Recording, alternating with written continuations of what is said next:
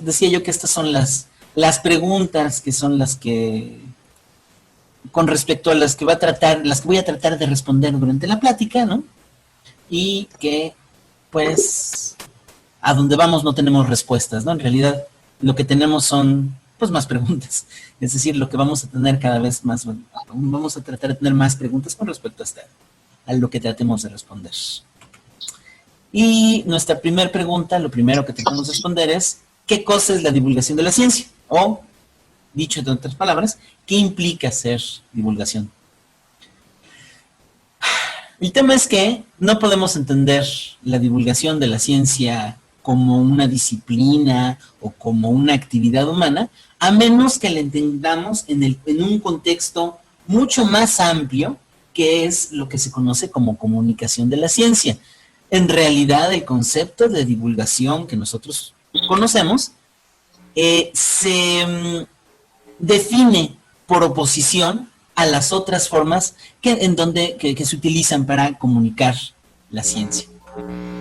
La comunicación científica, ¿no? En sentido más amplio, pues es muy fácil de entender, ¿no? O sea, comunicación y de la ciencia, ¿no? Es decir, vamos a tratar de entenderlo en un sentido muy general. Cualquier forma en la que nosotros estemos dando a conocer cualquier actividad de comunicación en la que lo que estamos nosotros dando a conocer son contenidos científicos, entonces lo vamos a llamar comunicación de la ciencia.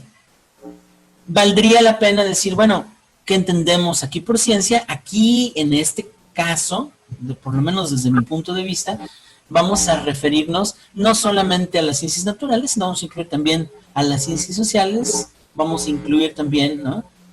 Siempre y cuando tengan esta estructura académica a la que estamos acostumbrados, en donde, pues, todo lo que se discute, o mejor dicho, todo lo que se propone, tiene que pasar por un filtro empírico, ¿no?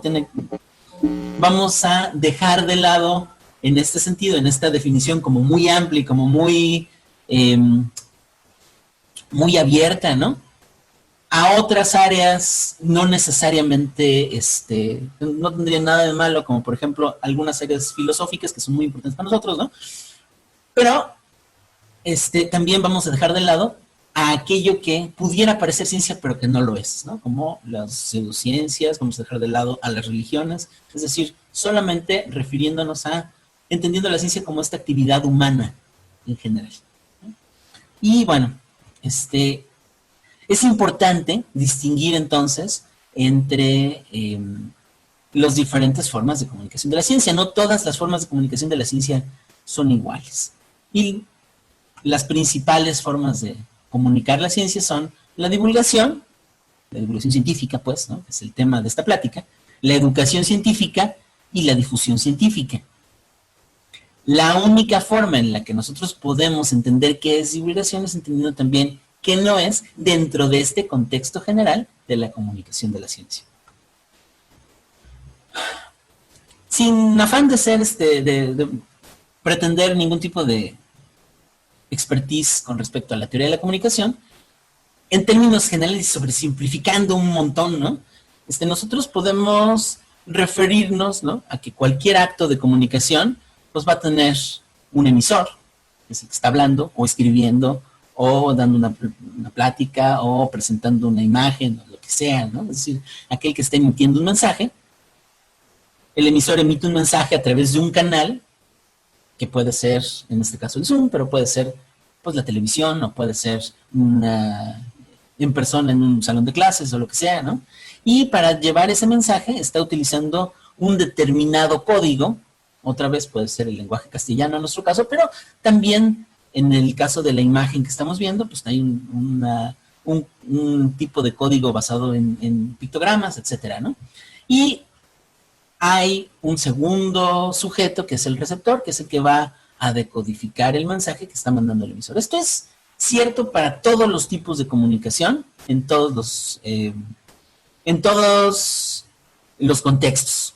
En el caso particular de la ciencia, de la comunicación de la ciencia, nosotros podemos tener ciertas características muy específicas en cada uno de estos elementos generales de la comunicación. Y entonces, a lo mejor lo primero que nosotros podemos pensar es lo que se conoce como difusión científica. La difusión científica es lo que nosotros hacemos cuando escribimos un paper, ¿no? Cuando escribimos un artículo en una revista indexada que pasa por peer review. ¿Qué características tiene? También difusión científica es cuando se presenta uno en un congreso, ¿no? A hablar frente a los pares, frente a aquellos otros científicos afines al área en el que uno se encuentra. ¿Cuáles son las características de la difusión científica dentro de este contexto? Bueno, pues el emisor se entiende que es un especialista en el tema del que está hablando, es alguien que muy probablemente formó parte del equipo que hizo el descubrimiento del que se está hablando, ¿no? Este emisor va a utilizar como canal algún tipo de revista especializada o algún congreso especializado, ¿no? En donde el código es lenguaje muy específico, un lenguaje técnico muy específico. Por lo general está escrito en inglés, pero además dentro de, no en cualquier tipo de inglés, porque aquí conforme nos vayamos moviendo de una rama de las ciencias a otra, el lenguaje puede cambiar muchísimo.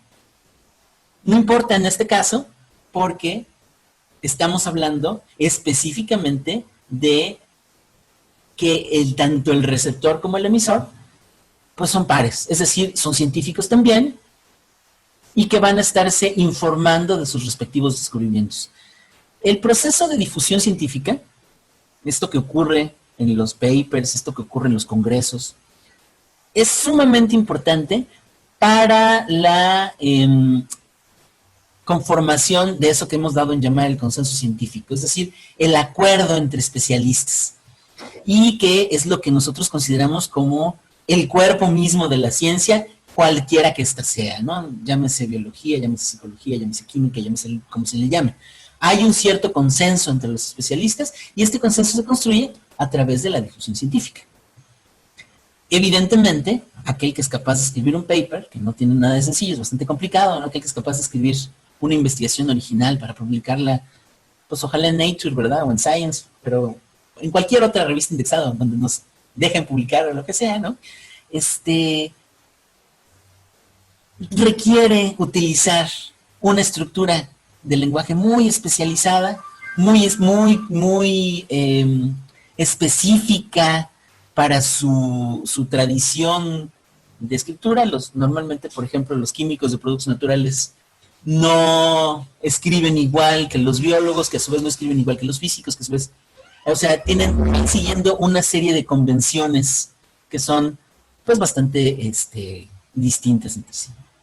Este es el caso de la difusión. La difusión es muy importante, pero no es divulgación de la ciencia. A veces la divulgación se pudiera confundir con la educación científica. Si ustedes se fijan, tienen exactamente la misma estructura como toda la comunicación científica. Tenemos un emisor, tenemos un receptor. Tenemos un canal, tenemos un mensaje y tenemos un código. Pero aquí varía. La primera característica que varía es que nuestro emisor, en el caso de la educación, también es un especialista. A lo mejor es un especialista un poco más general, no necesariamente pertenece al grupo que hizo el descubrimiento que se está tratando de comunicar. A lo mejor es un especialista, digamos, a un nivel menos elevado quizás, ¿no? Que va a estar dirigiéndose a un receptor que es un receptor no especializado. Pero es un receptor no especializado, es lo que nosotros diríamos un maestro y un alumno, pues, ¿no? En el caso de la educación científica, la característica fundamental es que hay una finalidad instrumental. Tenemos al emisor que va a estar tratando de explicarle, va a estar comunicando un mensaje mediante un canal que, bueno, hasta hace muy poco tiempo era pues a lo mejor un libro de texto o una clase presencial en un aula o en un laboratorio de alguna universidad, etcétera, ¿no? Y que ahora puede ser también el Zoom, ¿no? También puede ser a través del ciberespacio, ¿no?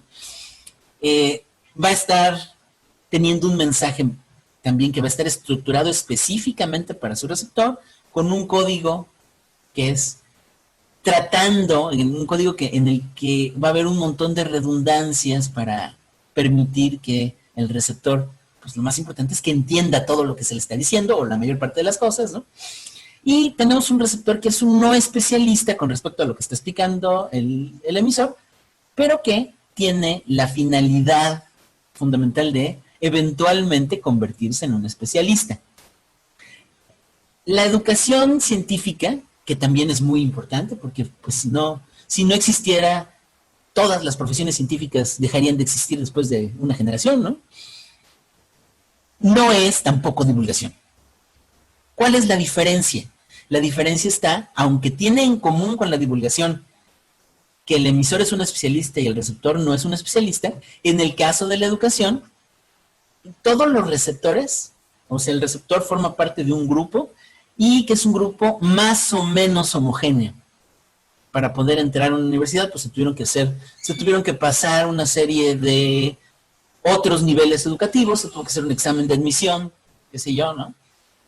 Y esta comunicación tiene una finalidad instrumental muy, muy, muy clara, que es, aunque el receptor no es especialista, su intención es convertirse eventualmente en un especialista. Entonces, esto implica que, pues, tiene que hacer un montón de trabajo, necesita, pues, estudiar, ¿no? Tomar apuntes, eventualmente presentar un examen, ¿no? Demostrar de alguna forma que esta comunicación se llevó a cabo de manera adecuada, ¿no? Y bueno, se hace precisamente para terminar, no para construir el consenso científico como sucede con el caso de la difusión, y solamente se hace para convertir al receptor en un futuro emisor, ¿no? Mucha gente tiene algunos problemas para tratar de separar la educación científica de la divulgación. En el caso de la divulgación, pues las características del emisor, del receptor, del canal, del mensaje y del código, pues son muy específicas y muy diferentes a los casos anteriores. En el caso de la divulgación científica, el emisor tiene que ser un especialista, es decir, por lo menos alguien que entienda bien el tema del que se está tratando, y el receptor no es un especialista. El receptor no es un especialista ni está interesado en convertirse en especialista. El receptor forma parte, en realidad, de una serie de públicos, ¿no? Muy heterogéneos. El público de la divulgación, a diferencia del público de la educación que es homogéneo, el público de la divulgación es heterogéneo. Diferentes personas con diferentes background culturales, con diferentes niveles educativos, van a estar escuchando o leyendo o viendo este mismo mensaje que va a ser emitido por nuestro especialista, ¿no? Y por consiguiente, el mensaje tiene que tener una serie de características que le permitan, primero que nada, pues ser comprensible, estar contextualizado al caso del receptor, ¿no? Pero además, ¿no? Es decir, el código que se está utilizando, por lo general, implica un lenguaje pues mucho más amplio, un lenguaje que esperaríamos a lo mejor menos rebuscado, que esperaríamos a lo mejor más natural, aunque no necesariamente siempre el caso, ¿no? Y que va a estar pensado en la posibilidad de que nuestro público, el público de la divulgación, pues es un público que tiene dos características fundamentales y que vamos a platicar más a este respecto más adelante, ¿no? Que son, la primera es que el público de la divulgación, a diferencia del público de la educación, es un público voluntario y que es un público heterogéneo.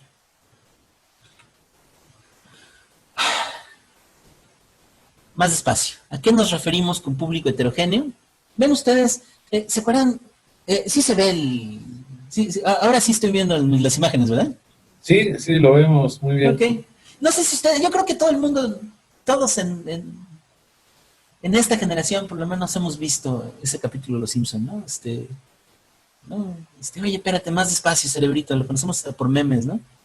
Tenemos un especialista que está tratando de explicar algo que para ellos es muy complicado, ¿no? Es decir, la diferencia entre un mundo de 2 dimensiones y uno de 3 dimensiones, ¿no?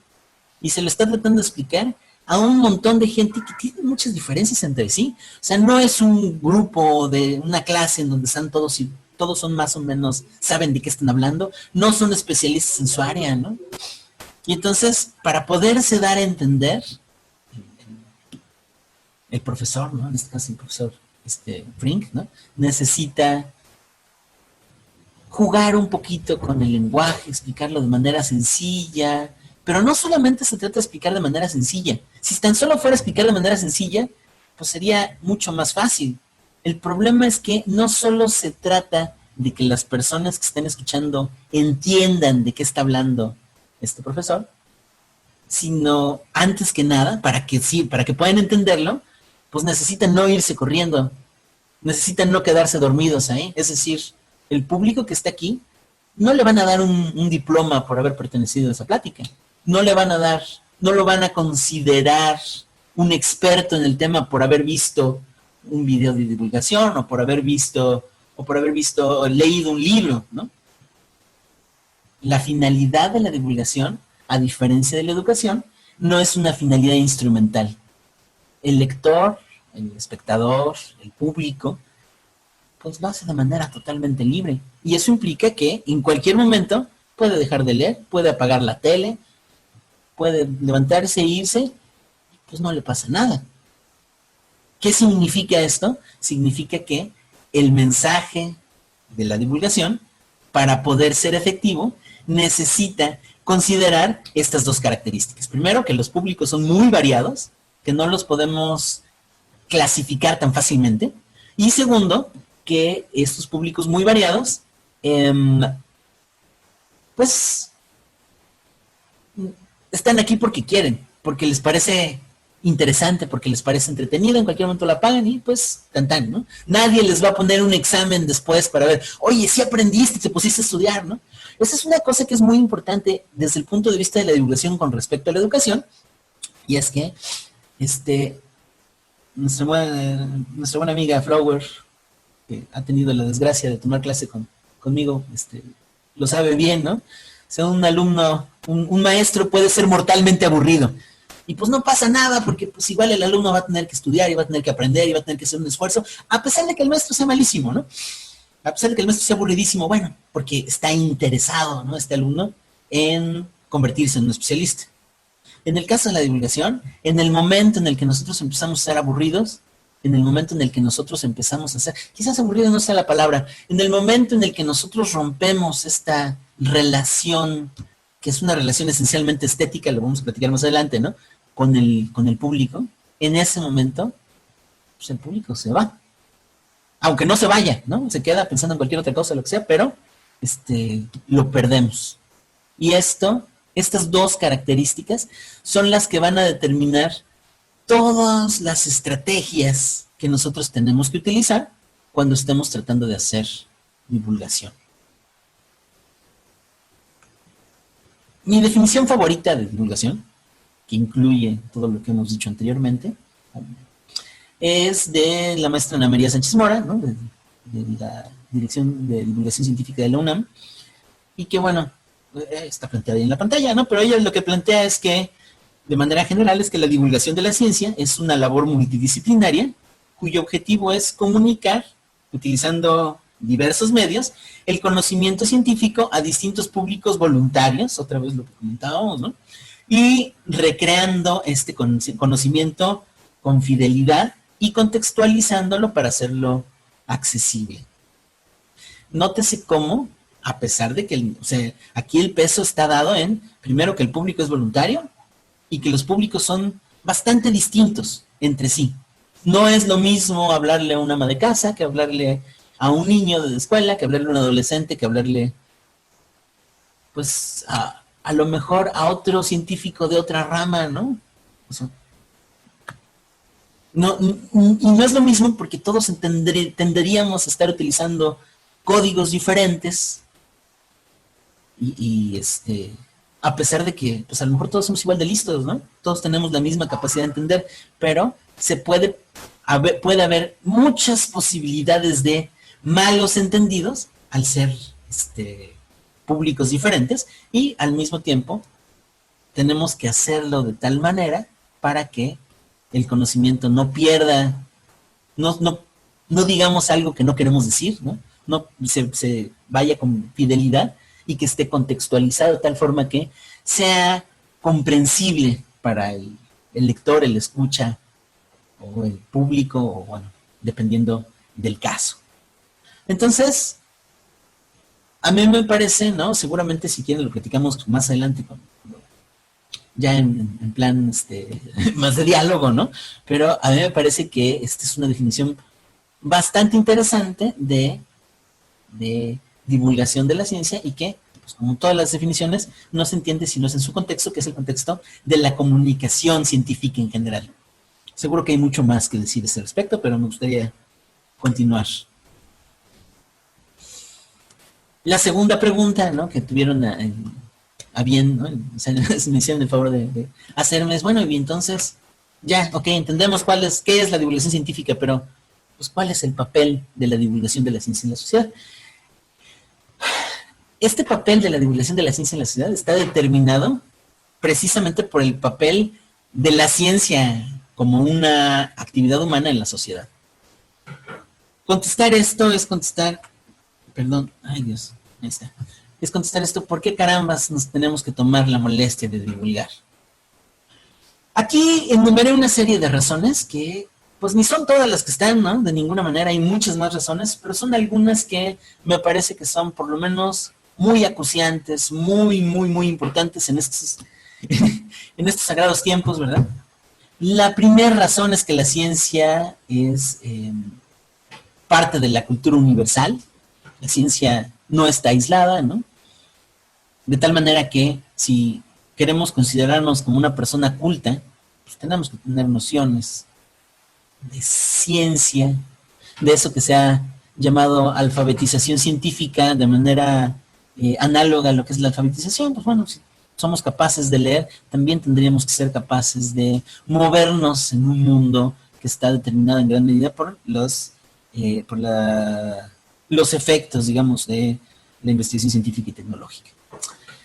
Una segunda razón por la cual es importante tomar esta molestia es porque la ciencia, como forma de entender el mundo, ha resultado ser increíblemente exitosa. Es más, hay algunos atrevidos, ¿no?, que pensamos que pues pareciera ser más exitosa que cualquier otra forma de entender al mundo análoga. Entonces, y además con el agravante de que pues siempre que algo resulta, pues lo apropiamos, ¿no? La ciencia y la tecnología tienen un papel fundamental en las sociedades actuales. Vamos a platicar brevemente algunos ejemplos, ¿no?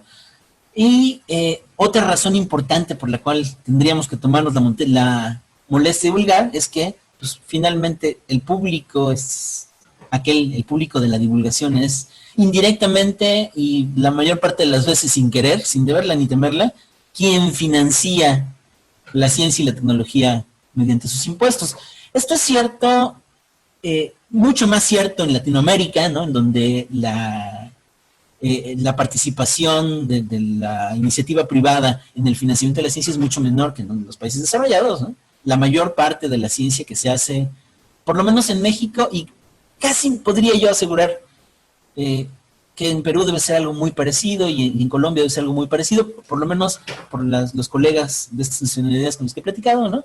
La mayor parte de la inversión que se hace en ciencia y tecnología, pues es hecha por el Estado, lo que quiere decir que finalmente se echa con dinero público. Y entonces, pues, por aquello de que el que paga manda, ¿no?, por lo menos tendríamos nosotros que explicar qué es lo que estamos haciendo con sus impuestos, ¿no? Eso sería algo importante, pues, ¿no? Pero no solo eso, o sea, no solamente por este deber de dar razón en qué nos gastamos lo que nos dan, ¿no?, sino porque la información que se produce por la ciencia en estos tiempos es imprescindible para la toma de decisiones democráticas, de decisiones sociales y de decisiones personales muy importantes. Lo vamos a platicar con más detalle más adelante, ¿no? Y finalmente, ¿no?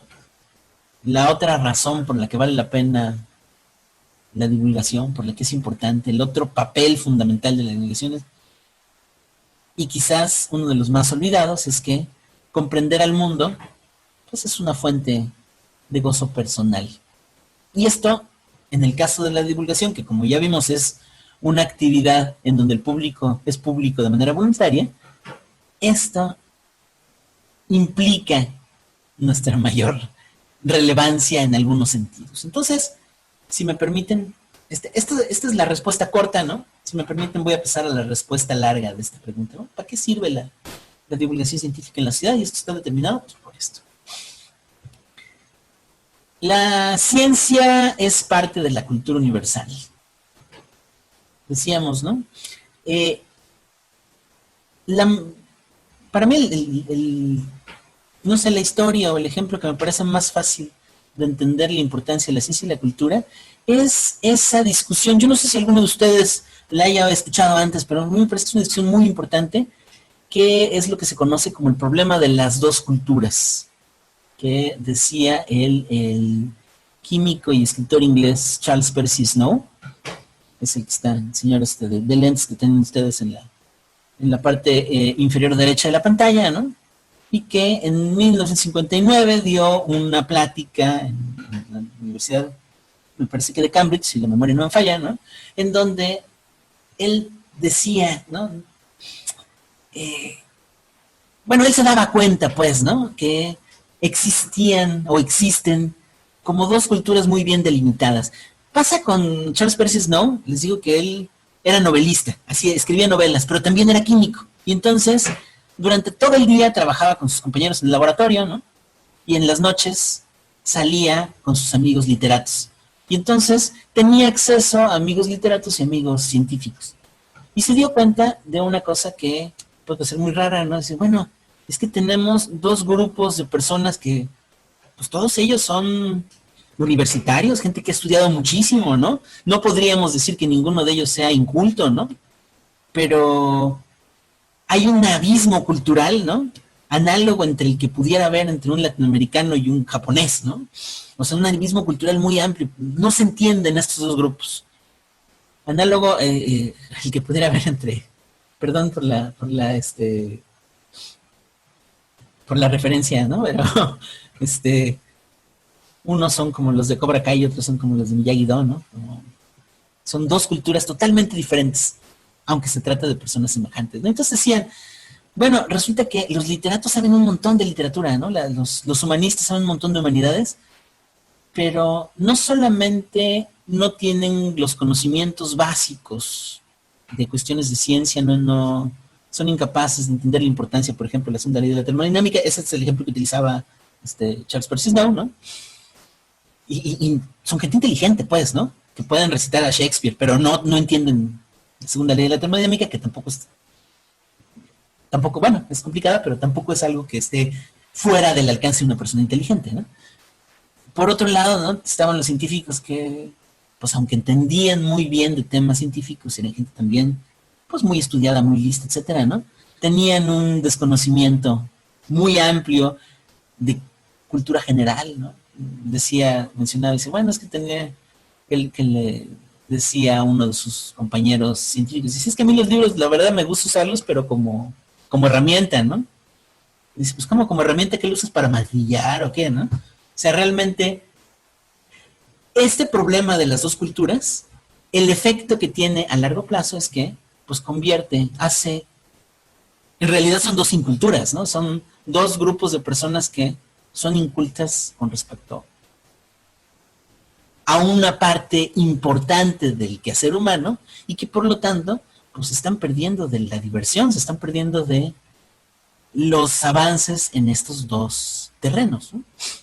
Este asunto de las dos culturas, y yo hasta lo ejemplifiqué con esta pugna, ¿no? Entre Daniel San y el sensei Johnny, ¿no? Pero no tiene por qué ser un pleito. De hecho, el mismo Charles Percy Snow, más adelante en una conferencia posterior,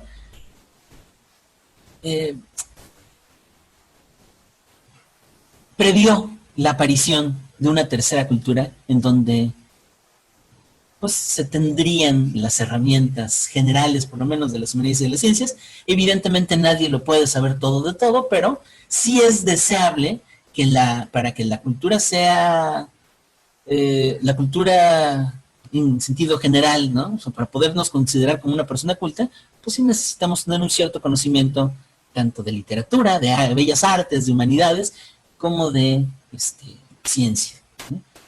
Entonces, bueno, digo, si hasta estos dos viejos gruñones se pueden dar la mano de repente, ¿no? Es cierto que todos deberíamos de poder, y bueno, recordando que pues la ciencia es parte de una cultura completa, pero no es su sustituto, ¿no? Ese es el viejo chiste, ¿no? De que la ciencia te puede decir cómo clonar un tiranosaurio rex, pero las humanidades te pueden decir por qué a lo mejor no es tan buena idea, ¿no? Es decir, de alguna manera, la cultura en su conjunto, para poder ser considerada como tal, pues requiere de los dos aportes, ¿no? Entonces, efectivamente, la ciencia es parte de la cultura, punto. No hay manera de verlo de otra forma, ¿no? Otra razón por la cual es importante la evolución de la ciencia es que pues, la ciencia funciona. No sé si échenle un ojo, búsquenlo en YouTube, ahí es una plática que di en algún momento este otro viejo gruñón que es Richard Dawkins, que puede ser insoportable, pero a veces es muy simpático, ¿no? Y una de las cosas que le preguntan, bueno, ¿y cómo justifica usted, ¿no? ¿Cómo podrías justificar la importancia de la ciencia, del método científico? Dice, bueno, funciona, ¿no? Si utilizas la ciencia para diseñar aviones, pues los aviones vuelan. Si lo utilizas para diseñar carros, los carros sí pueden andar, ¿no? Si lo usas para las computadoras funcionan. Si basas el diseño de tus medicamentos en la ciencia, curas a la gente. Si basas los aeroplanos en la ciencia, los aeroplanos vuelan. Si basas los cohetes en los conocimientos científicos, pues llegan a la luna. La ciencia funciona, bitches, ¿no? It works, bitches, decía, ¿no? Bueno, la ciencia funciona, perras. Y esto, aunque lo decía un poco en broma, pues es cierto, la ciencia, it works. No es perfecta, por supuesto, ¿no? O sea, funciona a veces no tan bien como quisiéramos, para algunas cosas funciona mejor que para otras. Todo esto es cierto. Pero hasta el momento es nuestra, como forma de conocer al mundo, ha resultado ser no solo muy exitosa, sino pues no tener parangón en otras experiencias culturales que traten de explicar el mundo, como podría ser la religión, o como podría ser la magia, o como podría ser, pues qué sé yo, cualquier otra cosa semejante al chamanismo, qué sé yo, ¿no? Entonces, bueno, este hecho de que funcione hace que tenga un montón de repercusiones fundamentales, un papel, que juegue un papel crucial, ¿no? En la sociedad actual. Podríamos poner 1,000,000 de ejemplos, ¿eh? O sea, empezando por que estamos ahorita platicando a muchísimos kilómetros de distancia, y yo estoy diciendo pues la bola de sandeces que les estoy contando y ustedes las están escuchando, a lo mejor pues en otro hemisferio, ¿no? Bueno, sí, claro, ¿no? Pero ese sería un ejemplo de cómo la ciencia nos ha ayudado, ¿no? La tecnología moderna ha cambiado nuestra vida de formas que no nos imaginamos, pero hay un ejemplo que me gusta más, y es este ejemplo, ¿no? El ejemplo de la poliomielitis, ¿no? Es muy importante, ¿no? Les platico uno de los momentos más, a lo mejor más felices, una de mis experiencias como divulgador más felices, ¿no? Sucedió hace un par de años cuando fui a darles una plática a unos muchachitos de primer año de secundaria. Esto estamos hablando de hace 2 años o 3, no me acuerdo. Y entonces, pues les iba yo a platicar por qué era importante la investigación científica y pues ese tipo de cosas que hace uno, ¿no?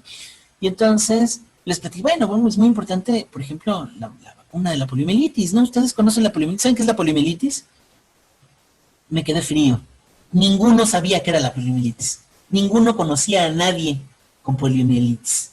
Yo conozco gente con poliomielitis, ¿no? Tristemente, más grandes que yo, por supuesto, ¿no?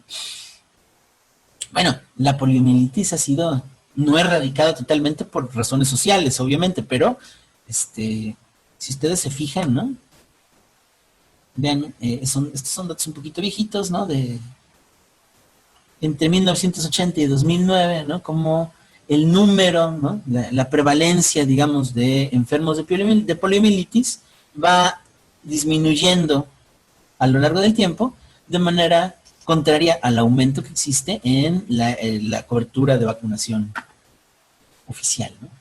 Al grado que recientemente, hace un par de días, ¿no? Acaban de informar que en algunas regiones de África que todavía eran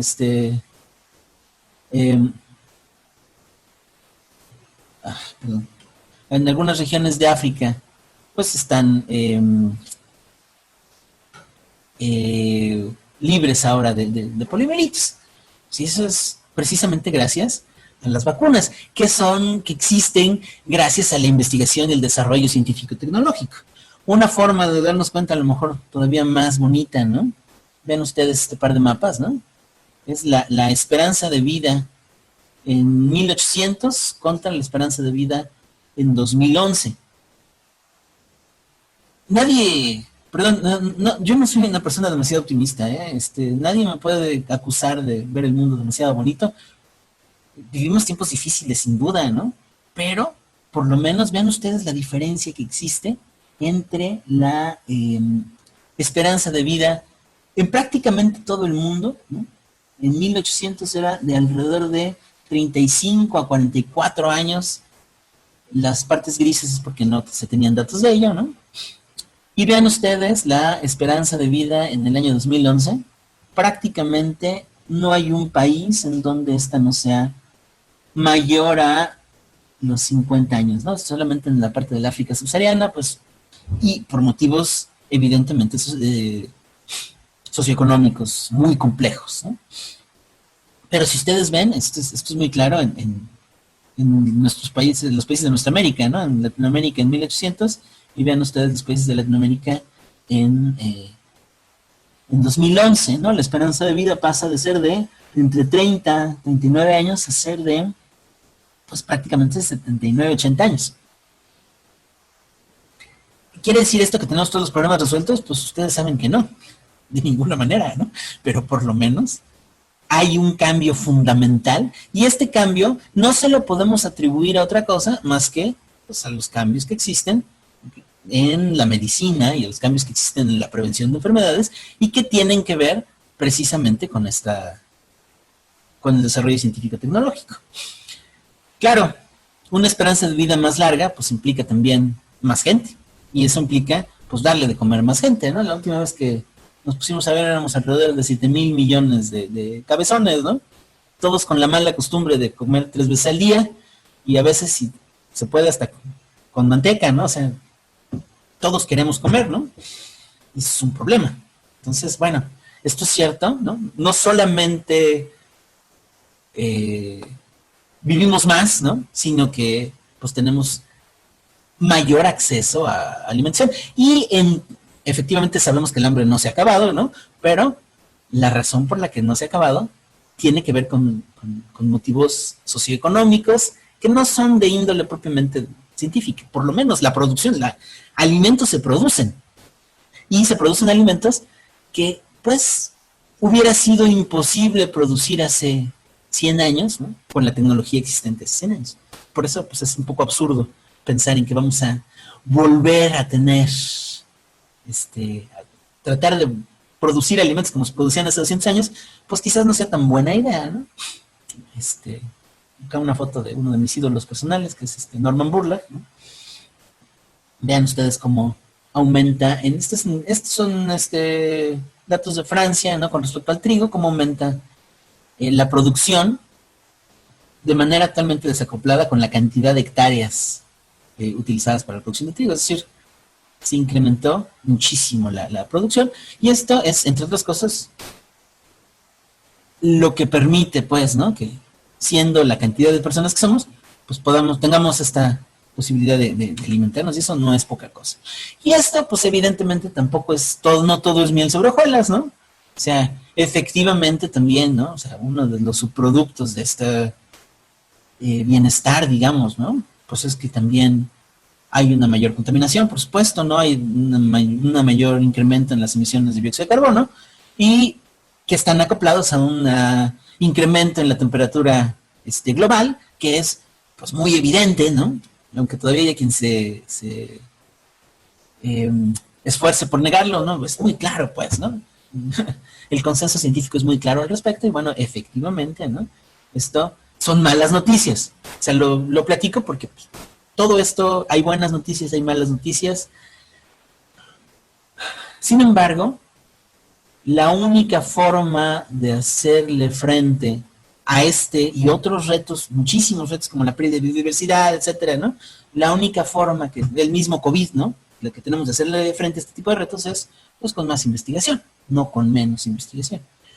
Y esto pues es terrible que una parte importante de la sociedad se pierda de su conocimiento. Y es terrible por varias razones que vamos a platicar más adelante, ¿no?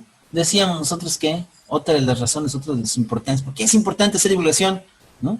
Pues porque precisamente es el público el que financia la ciencia y la tecnología con sus impuestos. Y bueno, el nivel de alfabetización científico bajo, pues es una mala noticia para el presupuesto. Si la gente no sabe para qué está usando su dinero, pues puede decidir utilizarlo para otra cosa, ¿no? Y esto tiene que ver no solamente, bueno, a nosotros los que hacemos investigación nos interesa muchísimo y es totalmente, de manera totalmente legítima, ¿no? Vaya, la torre de marfil es de quien la trabaja, ¿no? Pero, nuestro sueldo para nosotros es fundamental, ¿no? Sin duda alguna. Tratamos de ganárnoslo, pero no solamente nuestro sueldo, sino también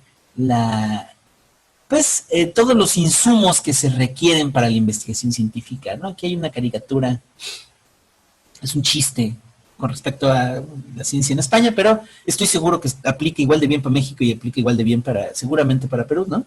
En donde tenemos que, aquellos que estamos intentando hacer investigación científica, pues tenemos que utilizar, a lo mejor tecnología, no precisamente de punta, ¿no? Como acelerador de partículas casero, ¿no? Pues sí, ¿cómo esperamos que haya financiamiento científico si nosotros no explicamos para qué sirve lo que estamos haciendo, ¿no? Más allá del muy legítimo deseo de seguir teniendo fondos, ¿no? Más importante me parece, ¿no? El hecho de cómo la información científica o la información producida por la ciencia y la tecnología, pues es imprescindible para tomar decisiones en una democracia moderna, ¿no? Aquí habría que decir dos cosas, ¿no? La primera es la frase esta multicitada, ¿no? De Carl Sagan, ¿no? O sea, vivimos en una sociedad que es profundamente dependiente de la ciencia y la tecnología y en la que pues nadie sabe nada, ¿no? Nadie es experto en esos temas. O bueno, un porcentaje muy pequeño, mejor dicho, ¿no? Y esto pues es una fórmula perfecta para el desastre. ¿Qué es algo que nosotros hemos podido ver si estamos interesados en lo que ocurre, ¿no? En nuestro alrededor, ¿no? O sea, imagínense, ¿no? Tener que estar dedicando tiempo a explicar, bueno, es que miren, las vacunas salvan vidas, ¿no? A ver, por favor, no se tomen el cloro, ¿no? A ver, los termómetros infrarrojos no te matan las neuronas. A ver, espérate, la Tierra no es plana, mira. O sea, hay un montón de cosas, ¿no? Y que este tipo de, pues, posturas que son francamente anticientíficas, digamos, el terraplanismo, pues no pasa más que de ser un poco chistoso, ¿no? Pero cuando estamos hablando de que las acciones individuales tienen repercusiones en temas tan serios como la inmunidad de manada, ¿no? Particularmente sentido en este momento con el asunto del COVID-19, pues ya empieza a ser un poquito menos simpática la ignorancia, ¿no? Entonces hay una serie de razones por las cuales simplemente para que funcione una democracia moderna, pues se requiere tener gente informada. Hasta ahorita he estado dando puras razones en donde la divulgación el papel de la divulgación parece del viejo regañón, ¿no? O sea, nada más se trata es que tienes que saber, porque para que te vacunes, para que te pongas bien la mascarilla y que te dejes tomar la temperatura, qué sé yo, ¿no? No te tomes el cloro. O sea, también es importante, y yo creo que a lo mejor es igual de importante la otra parte. Y para la divulgación es todavía más importante. O sea, no solamente es por razones prácticas que es importante el conocimiento científico. Sí. La ciencia, it works, bitches. Sí, claro que funciona. Pero no solamente funciona. O sea, la ciencia es en sí misma interesante. Quizás no propiamente divertida en el sentido que puede ser divertido ver una caricatura, ¿no? Ni tendría por qué hacerlo, pero sin duda es una actividad intelectual que nos engancha y que nos deja pensando y que nos obsesiona, es capaz de obsesionarnos, ¿no? Es imposible no recordar esa frase que le atribuyen a Richard Feynman. Yo estaba seguro que era de Richard Feynman, me acabo de enterar que parece que es probablemente apócrifa. No importa, es una frase fantástica, ¿no? Que decía, la física es como el sexo. Está claro que puede tener resultados prácticos, pero pues la verdad es que no es por eso que lo hacemos. Esto es cierto, ¿eh? O sea, la investigación científica, aunque no lo haya dicho Feynman, ¿no? Pues sí, tiene cosas prácticas, pero la verdad no lo hacemos. Es como el sexo, no lo hacemos porque sea práctico, lo hacemos porque qué maravilla, ¿no? Qué rico, ¿no? O sea, al final es eso. Hay un gozo en comprender el mundo, lo cual, pues, es perfectamente razonable, ¿no? Pues eso es lo que hacemos como seres humanos, es tratar de entender lo que nos rodea. Entonces, si podemos entender un poquito más, y la ciencia es una buena herramienta, la herramienta tan buena que ha demostrado ser, aún con sus bemoles, ¿no? Pues por supuesto que va a producir gozo. Y esto, mis amigos y amigas, es lo que nos lleva a cómo lo que tiene, es lo que lleva la pauta, lo que lleva la voz cantante, ¿no? En cómo hacer divulgación científica, pero probablemente me estoy adelantando un par de preguntas más. Espero haber podido responder la pregunta sobre la importancia de la divulgación. La siguiente pregunta es más sencilla, ¿no? O sea, ¿quiénes están llamados a hacer divulgación científica? ¿De quién es la responsabilidad de hacer divulgación científica? Bueno, la tarea es tan grande que por principio, pues todos están invitados, ¿no? Cada quien desde su respectiva trinchera. Se necesita de periodistas y comunicadores, por supuesto, ¿no? Se necesita de profesores, se necesita de literatos, se necesita de humanistas y por supuesto se necesita de científicos, sin duda. O sea, todos estos son grupos de profesionistas, gente hábil en una disciplina o en un conjunto de disciplinas que nos pueden ayudar y que nos pueden dar un enfoque interesante a este tema de la divulgación. Entonces, de entrada, pues entre más, pues mejor, ¿no? Entre más gente se dedique o entre más gente tenga algún esfuerzo por incrementar la alfabetización científica de la sociedad circundante o por lo menos por divertirse un ratito con ello, pues mejor. Sin embargo, también es cierto que no todo se vale. Hay algunos requisitos, no, son pocos, ¿eh? O sea, no son tantos requisitos. Desde mi punto de vista, ¿no? Los requisitos fundamentales son, primero, entender lo que se va a explicar. No puedes hacer divulgación si no entiendes de qué estás hablando. Tienes que saber tu tema. Es decir, por eso decíamos en un principio que el emisor en la divulgación, pues tiene que ser un especialista. Me refiero a un especialista por lo menos en el tema del que se está hablando.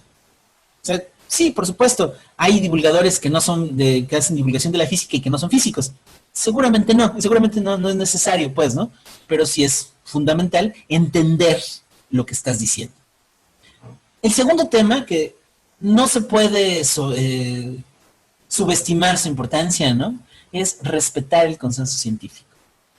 Nosotros sabemos, ¿no?, que el consenso científico, pues por supuesto es variable y que nunca es monolítico, ¿no? Ni siquiera en esos temas tan importantes en donde es muy claro, como por ejemplo el calentamiento global o la importancia de la evolución, etcétera, ¿no? O sea, el consenso científico, por supuesto que ha ido variando a lo largo de la historia, es históricamente determinado, ¿no? Y depende, pues, de lo que se sabe en ese momento. El consenso científico se modifica a partir de la difusión. Los diferentes especialistas descubren cosas nuevas disprueban cosas que se creían ciertas, demuestran que no lo son y cambian con su trabajo el consenso científico. Cambiar el consenso científico es trabajo de la difusión, pero no es trabajo de la divulgación. La divulgación, el primer deber de la divulgación es respetar el consenso científico de esa área. Entonces, en ese sentido, no solo debemos entender de lo que estamos hablando, sino que tenemos que asegurarnos que eso que estamos diciendo es lo que los especialistas en el tema consideran, por lo menos la mayoría de los especialistas en el tema, consideran como correcto, ¿no? Entonces, esto es muy, muy importante. Si nosotros no respetamos el consenso científico, pues lo que estamos haciendo es divulgación de la pseudociencia. Y eso, pues, más que un bien, probablemente nos está haciendo un mal, ¿no? Entonces, bueno. Otro requisito fundamental que se tiene que tener para participar en esta labor es ser capaz de expresar las ideas de alguna forma que sea accesible al público. Es decir, pues, poder redactar o hablar de manera inteligible, que se entienda lo que está uno diciendo. Pero además, por si fuera poco, ¿no? O sea, hasta aquí estas tres características igual le quedan en la educación de la ciencia. Pero hasta aquí esta última es definitoria. Dado que el público de la divulgación es voluntario, pues además tenemos que encontrar alguna forma de no aburrirlo. Y miren, es un lugar común que no es totalmente cierto decir, bueno, es que la ciencia es divertida, es divertido. Sí, es divertido en el sentido de que no es aburrida, es decir, de que es intelectualmente un reto siempre, ¿no? Pero, híjoles, a mí que no me digan que aprender a usar derivadas es divertido. O sea, no es divertido, es necesario, ¿no? Sin embargo, al momento de hacer divulgación, el producto de la divulgación no debe de ser necesariamente, no necesita corresponder a la práctica diaria del trabajo de la investigación, ¿no? Entonces, pues aquí esto es muy importante. ¿Por qué? Pues porque precisamente el público es un público voluntario que en cualquier momento se duerme o se va y no lo alcanzas. Entonces, eso es lo que nos va a dar la diferencia. Y esto implica que alguien puede ser un excelente científico y ser un pésimo divulgador. Yo creo que todos hemos visto, algún ejemplo, ¿no? de divulgación científica aburridísima. Libros que son como, bueno, ¿quién lee por gusto un libro de texto, ¿no? Aunque sea interesante, ¿no? Y están hechos por especialistas, por gente que verdaderamente conoce el campo y que lo sabe explicar. Solo no necesariamente lo sabe hacer accesible y no aburrido, digamos, ¿no? O retador para el público, ¿no? De la misma forma, pues a veces alguien es un pésimo científico y es un excelente divulgador. Es decir, o sea, un gran divulgador no necesita tener una carrera en ciencias y no necesita forzosamente estar haciendo investigación. De hecho, y permítanme que les ahí va la otra cosa, hacer investigación es increíblemente largo, cansado y difícil. Entonces, es muy común que la gente que se dedica a la investigación, pues no le dedique el tiempo suficiente a hacer divulgación de calidad. Y esto hace que es muy común que muy buenos investigadores sean divulgadores pues muy malos, ¿no? Lo cual me recuerda siempre un poco ese poema de León Felipe que decía, ¿no? La mano ociosa es quien tiene más fino el tacto en los dedos, decía el príncipe Hamlet, viendo cómo cavaba una fosa y cantaba al mismo tiempo un sepulturero. No sabiendo los oficios, los haremos con respeto. Para enterrar a los muertos como debemos, cualquiera sirve, cualquiera menos un sepulturero. Para hacer ciencia, pues no siempre es bueno ser científico, ¿no? La clave, como en el poema de León Felipe, para enterrar a los muertos lo que se requiere es respeto. Bueno, para hacer divulgación también. La clave es respetar al público. En el sentido de que puede ser que el público al que me estoy refiriendo a lo mejor no sabe lo que yo le estoy platicando, pero no lo saben no porque sean incultos, porque sean brutos, ¿no? No lo saben porque pues, saben otras cosas que yo no sé. la discusión tiene que estar basada, o la exposición tiene que estar basada en el respeto de la inteligencia, ¿no? El emisor tiene que considerar que el receptor es un ser inteligente. Punto. Porque de otra manera, pues todo el proceso de comunicación ni siquiera tiene sentido. Entonces, la clave fundamental dentro de divulgación es el respeto por la audiencia, ¿no? Sea lectores, escuchas, televidentes o tiktokers o lo que sea, ¿no? La última pregunta, creo, ¿no? Que plantean es ¿cómo se puede hacer divulgación de la ciencia? Y es una pregunta espinosísima. Nos llevaría a lo mejor una muy, muy larga plática, ¿no? Y pues yo me imagino que ya lo estoy aburriendo, entonces bueno, pero hay algunas cosas que quiero decir, sin embargo. ¿Cómo hacer divulgación de la ciencia? Respuesta corta. Y yo qué sé, no sé, de verdad, pues son cosas que no aprende uno, no termina uno de saber.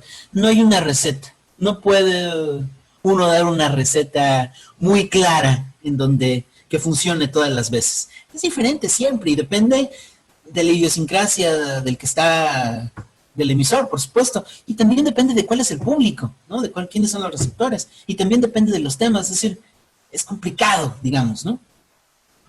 Pero como respuesta un poco más larga, sea cual sea la respuesta que nosotros demos a esa pregunta de cómo y dónde hacer divulgación científica, he descubierto, bueno, no es que lo haya descubierto solo yo, ¿no? Pero siempre la divulgación de la ciencia, para que sea un poquito, para que funcione por lo menos mínimamente, tiene que estar relacionada con el goce estético, con la capacidad de apelar a la estética, entendida en un sentido muy amplio. Me veo obligado, por supuesto, a definir qué se entiende por goce estético. Y la definición que más me gusta, ¿no? Es del filósofo vienés Friedrich Kainz, y que lo plantea como una historia, una especie de fabulita, y que funciona muy bien, ¿no? O sea, Friedrich Kainz se imagina a 3 hombres que van al bosque. Uno de ellos es un botánico. Me caen bien los botánicos, soy biólogo, ni modo. El botánico va al bosque y va con la intención de conocer cómo es el bosque, conocer las plantas, saber cómo se reproducen, cuáles son sus estructuras morfológicas, a qué especies pertenecen, ¿no? Tiene una intención fundamentalmente teórica. Él quiere entender el bosque. Esa es una intención teórica. Tenemos un segundo hombre que va al bosque. Si ustedes lo ven, a lo mejor no encuentran la diferencia entre uno y otro. El segundo hombre que va al bosque es un leñador. O mejor aún, un técnico, un ingeniero forestal, ¿no? Está interesado, sí, claro, por supuesto que quiere saber qué especies de árboles hay y tal, ¿no? Pero sobre todo él está interesado en la utilidad práctica del bosque. La intención de él es una intención práctica. Él va a tratar de sacar madera o algún recurso y tal, él va porque funciona. It works, bitches. Cualquiera de estas dos cosas de estos dos enfoques son muy útiles. Pero hay un tercer hombre que va al bosque. Y este tercer hombre va al bosque porque el bosque es bien bonito. Va a pasear. Este señor probablemente no sabe agarrar un hacha. Y seguramente tampoco puede distinguir un pino de un abeto. Pero sin duda estar presente en el bosque encuentra un gozo, una satisfacción que se llena en sí misma. Él no va al bosque para algo. Él va al bosque porque el bosque es bonito estar en el bosque. Se respira bien, se siente uno bien, caminas, etcétera, etcétera, etcétera. El enfoque que está basado en el goce estético. Estamos acostumbrados a pensar en la estética solamente como lo bonito. No necesariamente es bonito. O sea, se refiere a la contemplación desinteresada de un tema, ¿no? Bueno, pues este enfoque es el enfoque propio de la divulgación. No tiene una finalidad instrumental, no es el científico puro, no es el tecnólogo, ¿no? El divulgador está paseando por el bosque de la ciencia. Y está paseando porque está bonito. Y no solamente está paseando, sino que a lo mejor hasta nos va a guiar. La divulgación se tendría que hacer como un paseo en la cultura científica, del área que sea, de las ciencias biológicas, de la psicología, de la física, de las matemáticas, de la sociología, de la antropología, no importa, el área que ustedes conozcan, el área que ustedes estén afines. ¿Y por qué se hace? Pues por la misma razón que vas al bosque. No vas a hacer algo, vas, porque qué padre es el bosque, ¿no? Voy a terminar con una historia también de Richard Dawkins, que bueno, yo sé que es un viejito gruñón, pero también tiene su éxito como divulgador, ¿no? Y plantea una cosa que es bien interesante. Cuenta, ¿no? En una entrevista que dio en un canal de la BBC, ¿no? Contaba que una vez le escribió un maestro de clarinete para decirle que, híjoles, que qué bonito eso de, o sea, qué padre que existe la ciencia y que era muy útil y que estaba bien padre, ¿no? Pero que él cuando había estado en la secundaria había padecido muchísimo. El tipo de maestro de clarinete se entiende que es alguien que conoce de música, ¿no? Y que había padecido muchísimo porque las clases, lo único que me acuerdo de mis clases de ciencias de la secundaria es que estuvimos como 6 meses tratando de aprender cómo se prendía, cómo se usaba un mechero de Bunsen. Aburridísimo, ¿no? Total que cuando terminó, pues odiaba todo lo que tuviera que ver con ciencia y no le interesaba, pues no hay placer en ello, ¿no? Y entonces la respuesta que le daba Richard Dawkins decía, bueno, sí, claro, es que la práctica científica, pues es difícil. Se requiere de saber utilizar una serie de herramientas que, bueno, puede ser un microscopio, puede ser un mechero de Bunsen, puede ser, no sé, ¿no? Un equipo de resonancia magnética nuclear o lo que sea. Aprenderlo no es sencillo, no es fácil y a veces cuesta trabajo, es difícil, pero no hay ninguna razón para que un estudiante de secundaria sepa usar un mechero de Bunsen. En realidad, así como no hay razón para que un estudiante de secundaria sepa tocar el clarinete a fuerzas, ¿no? Tú puedes no saber tocar un instrumento y aún así ser capaz de disfrutar de la música de Mozart, por ejemplo, ¿no? ¿Qué es lo que se necesita? Pues nada, se necesita que los que van a ser científicos aprendan a usar el mechero de Bunsen. Y los que no van a ser científicos, porque seamos realistas, ¿por qué tendrían que ser? Aunque nada más fuera por mantener una saludable división del trabajo, ¿no? O sea, bueno, pues esos que no van a ser científicos, ¿para qué les sirve aprender a usar el mechero de Bunsen? A lo mejor no, pero lo que sí les sirve es aprender a entender y a disfrutar de la ciencia para no perderse de esta área del conocimiento humano, que es pues muy importante, ¿no? Entonces, por ahí un poquito quisiera yo dejarlo, no sé cómo hacer la divulgación, en dónde hacerla. ¿Se puede hacer en libros? Sí, claro, hay excelentes libros de divulgación, así como hay libros muy malos, ¿no? ¿Se puede hacer en televisión? Claro, hay programas de televisión, ¿no? Se puede hacer incluso en Facebook y en TikTok y en YouTube, ¿no? Y en todas estas plataformas digitales y en Zoom. Se puede hacer, claro. Lo único es que tenemos que estar conscientes de el lenguaje del medio que estamos utilizando, de las convenciones del medio que estamos utilizando, de las limitaciones del medio que estamos utilizando. Y esto, pues, es diferente de un medio a otro. En términos generales, podríamos decir que no es que haya un medio que no sirva nunca para hacer divulgación. Solo tenemos que saberlo usar y, pues, si queremos hacer divulgación en Zoom, por lo menos saber compartir pantalla, ¿verdad? Digo, se dan casos, ¿no? Y, pues, bueno, dejamos... Y lo que sigue, pues, es entonces este espacio para las preguntas del público. Muchas gracias por su atención. Espero no haberlos aburrido demasiado. Muchas gracias, doctor Suárez. Hemos estado muy atentos, al menos hablo de mi caso, y ya los demás comenzarán a comentarnos. José Paz creo que está aplaudiendo. Aplauso virtual, ya que hasta ahora no he presenciado que alguien aplaude por un Zoom, que es muy extraño, entonces es un aplauso virtual. Entonces, bueno, iniciamos el espacio para las preguntas, para las curiosidades que podrían presentar los asistentes.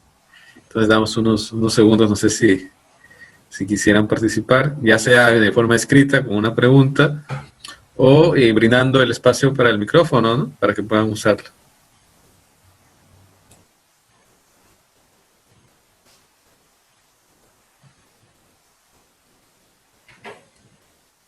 Yo casi que quisiera yo aplaudirles a los asistentes porque aguantaron, ¿no? No se han ido ya, entonces ya con eso, muchas gracias. Bien hecho. Yo no, sí. Pues bueno, ¿no? Entonces mientras que están, hay una pregunta aquí de Wildo Ciancas. ¿De qué manera el desarrollo de la divulgación científica permitiría el desarrollo del pensamiento crítico? Nos pregunta Wildo. Híjoles, a mí me parece que esa es una pregunta truculenta, ¿eh? No sé por qué. Porque yo creo que no necesariamente van juntos. Idealmente deberían de ir las dos cosas juntas, ¿no? O sea, creo que una de las podría y debería ser uno de los objetivos de la divulgación científica tratar de desarrollar el pensamiento crítico, pero no siempre sucede así, o por lo menos mi experiencia es que no necesariamente ocurre así. Me parece que son como dos necesidades distintas, cercanas, ¿no? La ciencia requiere de pensamiento crítico. El pensamiento crítico, desde mi perspectiva, igual no sé, a lo mejor estoy diciendo una burrada, ¿no? Pero desde mi perspectiva, el pensamiento crítico a lo mejor es anterior a la... Se puede tener pensamiento crítico sin que sea propiamente científico, digamos, ¿no? Pero también el hecho de la familiaridad cultural con el desarrollo científico-tecnológico, pues también debería de permitir idealmente ejercitar esta facultad de pensar críticamente, ¿no? Pero pues, desafortunadamente no siempre van de la mano, aunque sería ideal, ¿no? Hay otra pregunta de Miguel Santillán. Nos dice que si considera que cada ciencia debería tener sus propias formas de divulgación. Híjoles, pues considero que casi cada divulgador debería tener su propia forma de divulgación, ¿no? Es decir, o por mejor decir, considero que cada quien debería tener un estilo de divulgar. Esto no quiere decir que no podamos aprender de los demás, ¿no?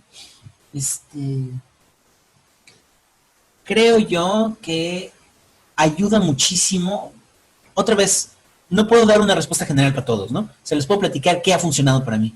A mí me ha funcionado, espero que no tan mal, ¿no? Lo que me ha funcionado es abrir mis ojos hacia disciplinas vecinas. Es decir, trato de tomar en cuenta ¿qué saben los humanistas? ¿Qué saben los antropólogos? ¿Qué saben los sociólogos? Yo no soy sociólogo y no podría serlo jamás, ¿no? Pero, ¿qué saben los psicólogos, por ejemplo, no? Sin ningún afán de meterme, de hacer intrusismo profesional, ni mucho menos, ¿no? En realidad, entender cómo ven otras ramas de la ciencia su propia actividad, me ayuda, me puede dar formas en las que yo puedo, ¿cómo decirlo?, desarrollar un estilo propio. A mí me parece que el estilo debería ser no adecuado a lo mejor a toda la disciplina, sino que el estilo tendría que ser personal. Pero en ese sentido, obviamente, poner atención a otras disciplinas y no solamente mi disciplina, pues tendería a enriquecer el contenido y la forma de expresarme en mi propia, ¿cómo decir?, mi propia actividad como divulgador, ¿no? Muy bien, siguen las preguntas. La siguiente pregunta es de Sergio Noli Marcela Serpa, que es miembro de la asociación.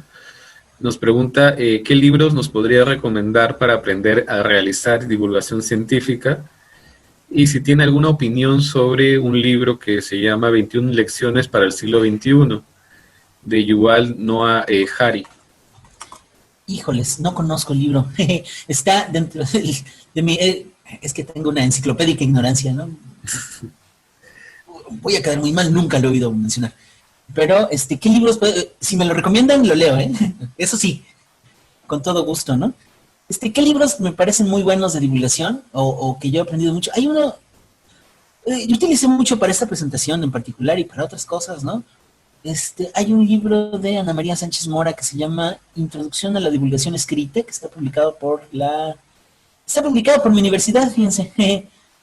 Y por ahí creo yo que me parece que hay disponible una versión de descarga gratuita. Voy a ver si puedo pasar ese link. No sé si sea descarga gratuita nomás para los que estamos en la universidad, o sea, para todos, pero es un libro muy interesante en donde se discute la divulgación científica, ¿no? O sea, me parece que es fundamental tratar este tema de las dos culturas, de la discusión original de Snow, ¿no?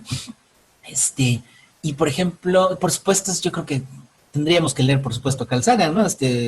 El mundo y sus demonios es un clásico, aunque tiene sus detractores, ¿no? Por ahí había unas, Levantin tenía algunas diferencias y tal. Y, por ejemplo, de quien me declaro completamente fan es del difunto Stephen Jay Gould como escritor. Cualquier cosa que ha trabajado con cuestiones de evolución, y era un escritor muy, muy, muy cuidadoso, ¿no? Un artesano de la palabra. Desafortunadamente se murió en 2012 de cáncer, no sin antes haber salido en Los Simpson, o sea que, bueno, algo habrá hecho bien, ¿no? Muy bien. Pues tenemos otra pregunta que nos dice Brian Aguirre Jaqui, un amigo, también miembro de la asociación. Nos dice, nos pregunta, ¿cómo lidiar o confrontar ideas ante un público con aquellos que pregonan ciencia biológica tipo diseño inteligente, creacionismo o astrología? ¿Una postura de respeto y asertiva es pertinente? ¿O no sería mejor, o no será que la guerra contra esas posturas anticientíficas se pierde debido a la falta de activismo y confrontación? Bueno, está bien. A ver, yo quiero decir algo. Yo creo que uno tiene que ser muy... A ver, ¿cómo lo digo? Estoy tratando de verbalizarlo, pero me parece que esa pregunta es muy importante. Muy, muy, muy importante, y creo que das en el clavo. O sea, el emisor de la divulgación tiene que tener respeto por su público. Pero hay una serie de ideas que definitivamente no se pueden considerar como respetables. Yo en lo personal soy muy poco amigo, por ejemplo, porque soy malo para la confrontación. Hay gente que se le da muy bien, no sé, Mauricio José Schwartz, por ejemplo, ¿no? Que son... No, hay gente que es muy buena para la confrontación. Vemos otros que no somos muy buenos para la confrontación. Pero a mí me parece que un problema que tiene discutir desde la academia o desde la divulgación, por ejemplo, con el creacionismo, ¿no? Es que indirectamente lo pones como si fuera un interlocutor válido. Y pues no es creo que no es un interlocutor válido, ¿no? O sea, creo que con respecto a ciertos tipos de charlatanerías o con respecto a ciertos tipos de cuestiones neurocientíficas y de cuestiones, creo que evidentemente ahí no vale una postura, digamos, de respeto, de considerarlos como iguales, porque pues no lo son, ontológicamente no lo son, epistemológicamente no lo son, no hay ni siquiera punto de comparación, ¿no? Entonces, sí, claro, o sea, y se requiere activismo dentro, por ejemplo, de esto del movimiento ético, pero por supuesto que se requiere, pero ese activismo no necesariamente es divulgación científica, o aunque van de la mano, pueden estar, ¿no? No sé si me voy a entender. O sea, hay gente a la que, no sé, Andreas Kalker, por ejemplo, ¿no? Pamies, ¿no? Hay que, a Teresa Forcades, ¿no? Entonces hay que explicarles que están equivocados, punto, ¿no? Pero a la persona de a pie, el que a lo mejor, bueno, pues se puede confundir porque pues no sabe, ¿no? Entonces, a eso sí hay que tratarlo con respeto, porque pues a lo mejor toma una equivocación fatal como ser antivacunas, es una cuestión, es una equivocación fatal para todos y principalmente para él mismo, ¿no? Y pudiera ser hasta un error, pues cómo vas a saber si nadie te contó, ¿no? O sea, creo que habría que distinguir entre el trabajo de divulgación como tal y el trabajo de activismo, sin que haya detrimento entre ambos. Sí es necesario, o sea, yo creo que es necesario el activismo en contra de las pseudociencias, pero creo que no necesariamente eso está incluido. Otra vez, están relacionados, pero no es exactamente lo mismo, ¿no? No, ese punto que toca es muy, muy importante porque en los últimos tiempos, sobre todo en el caso de la psicología, el activismo se confunde mucho con la divulgación. Por ejemplo, asociaciones o institutos o en general, instituciones en general, que por su principal importancia o relevancia es ir en contra de terapias, supongamos, o de intervenciones que consideran pseudocientíficas, ¿no? Claro. Pero no necesariamente son divulgación de ciencias, ¿no? Eso creo que es importante, ¿no? Bueno. En el caso, por ejemplo, y eso es, otra vez, yo volvería a lo que decíamos en un principio, ¿no? No sé cómo explicarlo, a ver. A veces no es tan sencillo para los que pertenecemos a otra tradición de otra disciplina, distinguir en una disciplina que no es la nuestra, cuál es el consenso científico. O sea, considero que, por supuesto que entiendo que existe un consenso científico con respecto a la psicología y con respecto a la psicología clínica, ¿no? Y ustedes que son psicólogos seguramente lo tienen mucho más claro que yo como biólogo, ¿no? Y entonces creo que esa discusión corresponde en gran medida pues, a los que conocen el consenso científico, ¿no? Entonces, sí, pues por supuesto, ¿no? O sea, ¿y es válida el activismo? Yo creo que no solo es válido, sino que es necesario, pero son dos cosas diferentes. Aunque pueden hacer sinergia, ¿no? Claro, ¿no? Por supuesto. Bueno, hay otra pregunta que es de Percy Valencia de Ruiz. Nos dice que le pareció una hermosa ponencia. Yo también me sumo a lo mismo. Y nos pregunta, ¿qué tan ético es usar la divulgación científica para boicotear a la psicología popular o de otros programas psicológicos, teniendo en cuenta que el divulgador es un psicólogo científico, ¿no? No necesariamente como lo comentaba ahorita de la psicología, sino podría hablar en específico del terreno donde se encuentra, ¿no? Cambiando la biología. El tema ahí es ético en tanto en que exista consenso en el área. Si hay un consenso científico, argumental, ¿no? Y hay alguien que está tratando de explicar algo que está fuera de ese contexto científico, consenso científico, digamos, ¿no? Pues sí, es parte de la disciplina, por ejemplo, ¿no? Es parte de las cosas que hace uno. Perdón, no tiene nada de poco ético decirle a alguien que está diciendo una mentira que está diciendo una mentira. De hecho, lo ético es decirle que está diciendo una mentira, ¿no? El único, ¿cómo decirlo? La única cosa que no es poca cosa es lo que comentaba yo hace un momento, ¿no? Primero tienes que estar seguro que efectivamente es parte del consenso científico. O sea, yo no me atrevería como biólogo a meterme con el consenso científico en psicología, que es una disciplina que es una disciplina perfectamente científica, pero que yo no, en la cual no soy especialista, ¿no? Sí, alguien que no es especialista puede decir una serie de burradas, ¿no? Decir, no, claro, es que ellos no son científicos porque no actúan como yo actúo. Bueno, pues no, claro, pues, probablemente no actúan como yo actúo, es otra ciencia, es otra disciplina con otra tradición, ¿no? En el caso, por ejemplo, ¿no? O sea, si a mí me queda muy claro, ¿no? O sea, con respecto, por ejemplo, a lo que pudiera ser con relación al diseño inteligente, ¿no? O sea, claramente, ¿no? O sea, aunque hay escuelas de biólogos que plantean el diseño inteligente, no es parte del consenso científico. El consenso científico dentro de la biología con respecto a la evolución por selección natural, pues es abrumadora o sea, punto, ¿no? No solo eso, que era un caso que era muy importante. Había discusiones dentro de la evolución por selección natural, ¿no? Estaban discutiendo muchísimo, por un lado, Richard Dawkins y por otro lado Stephen Jay Gould, ¿no? Los dos como especialistas en evolución tenían ideas diferentes con respecto a algunos temas muy específicos, ¿no? con respecto a la unidad de transmisión, la unidad de la evolución, etcétera, ¿no? Y que dos personas pueden tener una discusión dentro, como una discusión como de difusión, para tratar de construir el consenso científico, que eso sucede, por supuesto, ¿no? Y luego aparte una discusión hacia afuera, en donde los dos pueden estar de acuerdo, porque existe un consenso sobre ciertas áreas, ¿no? Entonces, pues sí, o sea, nada más siempre y cuando haya consenso, ¿no? Que no siempre lo hay, ¿no?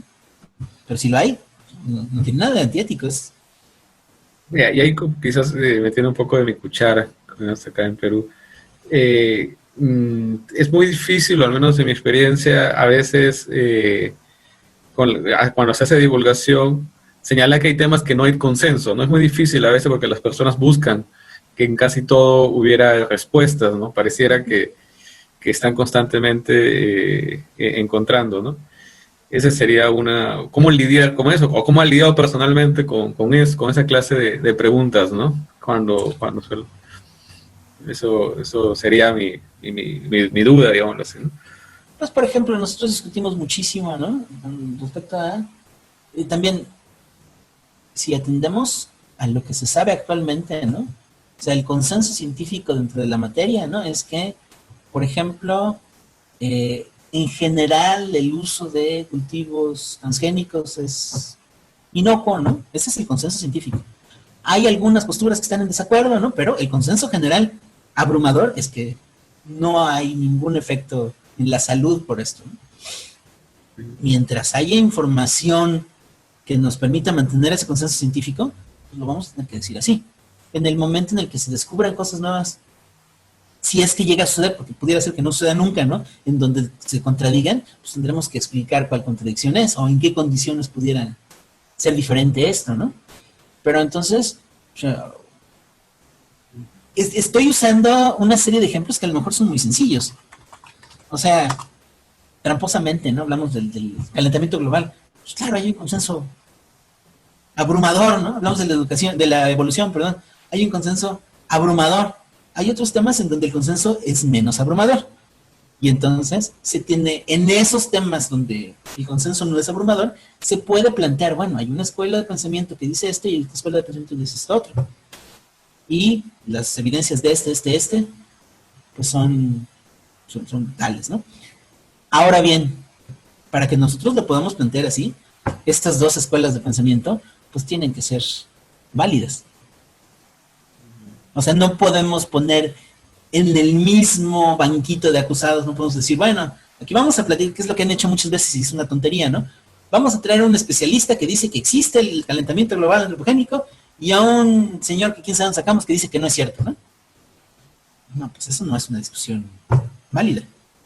O sea, no se pueden, son inconmensurables, pues, ¿no? En el mejor de los casos, ¿no? Entonces, ¿cómo distinguir cuando hay un disenso razonable y cuando no lo hay? Híjoles, ese es otro tema, y que tiene que ver con la familiaridad, con la disciplina de la que estamos hablando. Por eso, pues a lo mejor es fácil cometer de repente un resbalón cuando uno está hablando de algo que no conoce bien, ¿no? Pues implica ser muy cuidadoso, nada más, ¿no? Sí, muchas gracias. Le doy unos minutos a la participación de Flower para que está solicitando una pregunta por interno hace ya algunos minutos. Entonces, buenas noches, doctor. Gracias por aceptar la invitación. Doctor, ¿cómo está? Es una pregunta más bien de repente intrusiva para usted o muy personal. De repente en su experiencia personal y profesional, ¿alguna vez usted ha podido observar, o lo que sería para usted, cuál no sería una buena práctica en la divulgación científica? Por citarle un ejemplo, ¿no? En la asociación, cuando de repente iniciábamos, era como muy criticado que parte de hacer divulgación era incorrecto el uso de memes. De hecho, me encantan los memes porque es una invitación, pues, o una puerta abierta a la divulgación. Pero por citarle un ejemplo, ¿no? Otra vez por el principio, bueno, tú has visto que yo uso un montón de memes, ¿no? Por supuesto. Sí, no, yo creo que cualquier herramienta, si la sabes usar, es buena, ¿no? O sea, oye, ¿y qué es lo que decíamos en un principio, no? O sea, ¿quién te dice qué se vale y qué no se vale? tú después de la práctica puedes decir, híjoles, esta herramienta no me resultó, me salió peor, ¿no? Todos hemos hecho cosas que después dices, ching, ¿para qué hice eso? Lo hubiera yo hecho de otra manera, ¿no? O sea, pero lo que te lo va a ir marcando, pues es el resultado que vas teniendo, ¿no? Y el resultado está dado por dos cosas, ¿no? Por cuál es tu capacidad de mantener por lo menos la conversación con esta otra, con tu interlocutor, ¿no? O sea, qué tanto tu interlocutor sigue ahí pendiente, ¿no? O ya se aburrió, le apagó y se fue, ¿no? Eso es muy importante. Entonces, a veces, ¿por qué no usar memes? Bueno, pero no solamente eso, ¿no? Eso es como muy sencillo, ¿no? O sea, tú puedes usar memes, puedes usar cómics, y puedes usar sonetos también, ¿no? Y puedes usar, las referencias tendrían que ser, y esa es mi opinión personal, tanto referencias desde de la cultura más popular hasta la cultura más culta, por decirlo de alguna manera, no es la manera correcta, ¿no? Pero es decir, o la cultura más elevada, más académica. Yo creo que para que tu mensaje sea, pues, como nosotros sabemos que el público de divulgación es un público heterogéneo, para que tu mensaje llegue a una mayor cantidad de personas, lo que hacían antes, que me parece que no es una buena idea, es, pues hazlo más tonto, ¿no? O sea, baja el nivel a lo más bajo. Y eso puede servir en algunos contextos, pero también puede ser una falta de respeto. Entonces, ¿cómo lo hago yo o cómo intento hacerlo? Es tener referencias, y eso traté de hacerlo en esta plática y recordarles que en clase sí lo hago también, ¿no? O sea, trato de tener un montón de referencias culturales correspondientes a cosas como muy efímeras, ¿no? Y luego a cosas a lo mejor ya menos efímeras o cuestiones de cultura popular muy comunes, o otras cosas a lo mejor muy culteranas, ¿no? Sí, porque tú tienes cada una de estas referencias, a lo mejor te sirve como un ganchito para enganchar al oyente, ¿no? No sé si me funciona, entonces, o sea,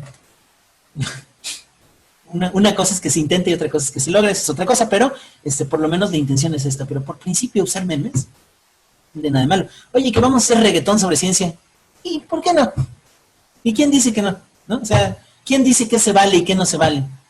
¿No? Entonces, bueno, pues, lo que te sientes cómoda haciendo para divulgar, ¿no? Eso está bien. Perfecto, doctor. Muy bien a dirección. Entonces, para el liceo. Gracias, doctor. Bueno, continuamos con unas preguntas antes ya de acabar. Oscar nos dice, bueno, que está muy agradecido por la intervención del día de hoy de usted.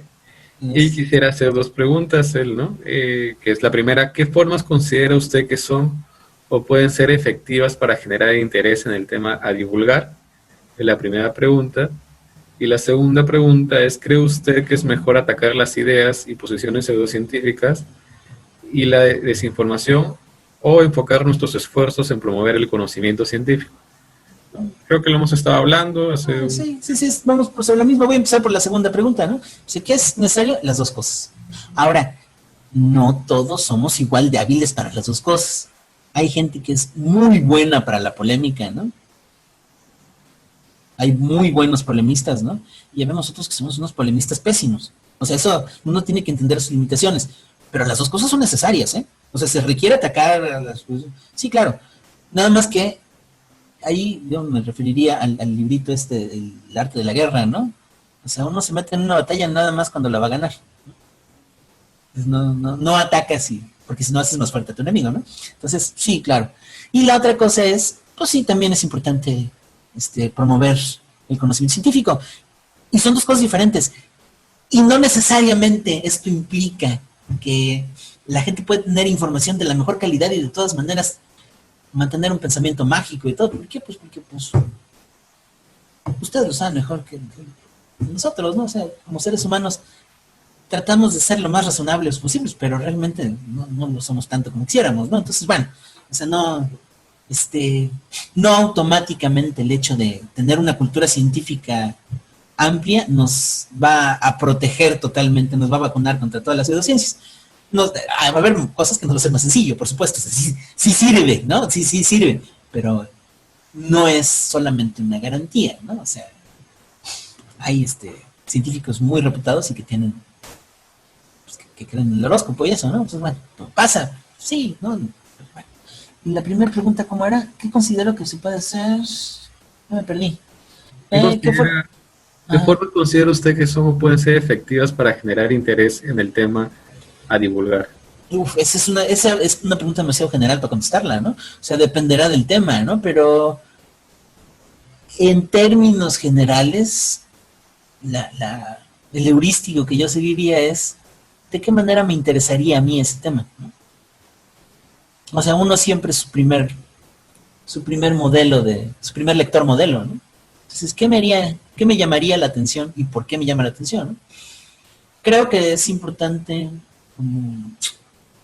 casi nunca, bueno, la plática de hoy está muy hecha al vuelo, ¿no? Aunque tenía cosas anteriores tal, ¿no? Pero casi nunca es buena idea presentar lo primero que se le ocurre a uno, ¿no? Siempre es bueno trabajar y trabajar y trabajar hasta que queda No hay una receta, no creo yo que haya una receta. O sea, pues, que estés satisfecho, ¿no? Y después se lo platicas a alguien y entonces dirá, no, ¿sabes qué? No te entendí nada. Entonces, bueno, vamos a hacer otro. O está aburrido, ¿no? ¿Qué sé yo?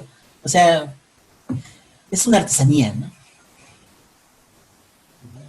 Bueno, hay otra pregunta aquí de Brian Aguirre. Nos dice, bueno, pues nos da una apreciación. Dice, la religión sigue enseñándose, pues los estados aún creen que son la única forma de adoctrinar en alguna moral, religiosamente aceptable, me supongo. Por ello seguirás siempre en pie estas pugnas. Pero ¿acaso no es hora, nos pregunta, ¿no? ¿Acaso no es hora de que la ciencia y la tecnología se meta en la moral a nivel institucionalizado, tipo en la labor de la psicoterapia, o en un futuro la bioética podría suplir eso, ¿no? Yo creo que hay mucho que decir. Es una pregunta muy compleja, que merece respuestas mucho más complejas de las que podríamos dar aquí, ¿no? O sea, habría que tener mucho cuidado solamente con con la falacia naturalista, en el sentido de que, pues, la falacia naturalista como filosófica, ¿no? El rollo de Hume, ¿no? Es decir, lo que es no necesariamente es lo que debe de ser, ¿no? O sea, hay una diferencia entre el deber ser y lo que es, ¿no? Y que es una diferencia que es difícil de salvar. Dicho lo anterior, por supuesto que la ciencia y la tecnología, muy específicamente la psicología, pero también la biología, con este tema de bioética y tal, tienen cosas que decir con respecto, diría yo más que con respecto a la ética que a la moral, ¿no? Entendiendo que hay una diferencia entre la moral como las costumbres y la ética como el arte de vivir o el deber ser, etcétera, ¿no? No soy experto en el tema, ¿eh? O sea, deberá, o sea, ¿será que en algún momento nuestra forma de relacionarnos, de comportamiento ético, esté basado exclusivamente en cuestiones científicas? Híjoles, ¿quién sabe? Pero sería bonito, ¿no? Por lo menos vale la pena intentarlo, ¿no? O sea, ¿será que hay suficiente? Híjole, o sea, que basta con una idea científica para... Es discutible, no me atrevería ahorita a decir si es suficiente, pero estoy casi seguro que necesario sí es, ¿no? Entonces, y esto es más importante en contraposición a esta idea de la religión, ¿no? Sin que esto implique necesariamente que tiene uno cambiar la religión a nadie, ¿no? De ahí se desprende, o yo podría hacer dos preguntas, ¿no? Aprovechando ahí el tema que abrió. Es lo que comentó en su presentación, ¿no? De la ciencia nos puede decir cómo clonar o traer a la vuelta a los tiranosaurios, digámoslo así, pero la ciencia nunca nos va a decir si eso se debe o no se debe hacer. Sí, es más de una discusión filosófica que además, híjoles, pues no tiene nada de sencillo, ¿no? No tiene nada de trivial, tiene su propia importancia y en donde esta discusión filosófica no necesariamente tiene por qué incluir motivos ni religiosos ni pseudocientíficos ni nada, ¿no? O sea, son dos cosas diferentes, pues, ¿no? Pero creo que otra vez, sí creo que la ciencia tiene cosas que decir, solo no creo que sea la única que los vaya a decir todo, ¿no? O no lo sé, a lo mejor ojalá, ¿no? Estaría bonito. Claro. La otra pregunta es, ¿cómo ha lidiado con el tema de la religión? ¿Cree que la religión en nuestra región es un impedimento? Porque hay varias tesis, por ejemplo, la de Richard Dawkins era casi el pilar por el cual algunos otros hemos iniciado quizás primero con un ateísmo, digámoslo así, vinculado el ateísmo con la ciencia, ¿no? Hay otras versiones que no necesariamente es así, de divulgación, digamos así, ¿no? Entonces, no sé cómo ha lidiado personalmente, cómo ha hecho. Pues, más bien, ¿no? Mm, hay una acción filosófica. Yo no soy de los que, como Stephen Jay Gould, creían que eran dos non-overlapping magisteria, ¿no? Que eran dos cosas que no se... Es que no sabría decirlo en castellano, perdón. Es una horrible... O sea, que son cosas que no se... Que se valen, ¿no? O sea, que no, son dos magisterios que no se traslapan, ¿no? Eso es, ¿no? Yo creo que sí se traslapan, ¿no? La religión y la ciencia. Yo creo que sí hay cosas que la ciencia tiene que decir que estorban a las religiones, ¿no? Dicho lo anterior, otra vez creo que uno no tiene por qué pelear ninguna batalla que no vaya a ganar, ¿no? Específicamente en esos campos, porque pues es muy fácil tropezarse, ¿no? ¿Cómo lo he manejado yo? No sé si sea la mejor manera, pero yo más bien lo que considero es más importante es que el background cultural, religioso que cada uno trae, pues más bien trato de hacerlo irrelevante en el contexto.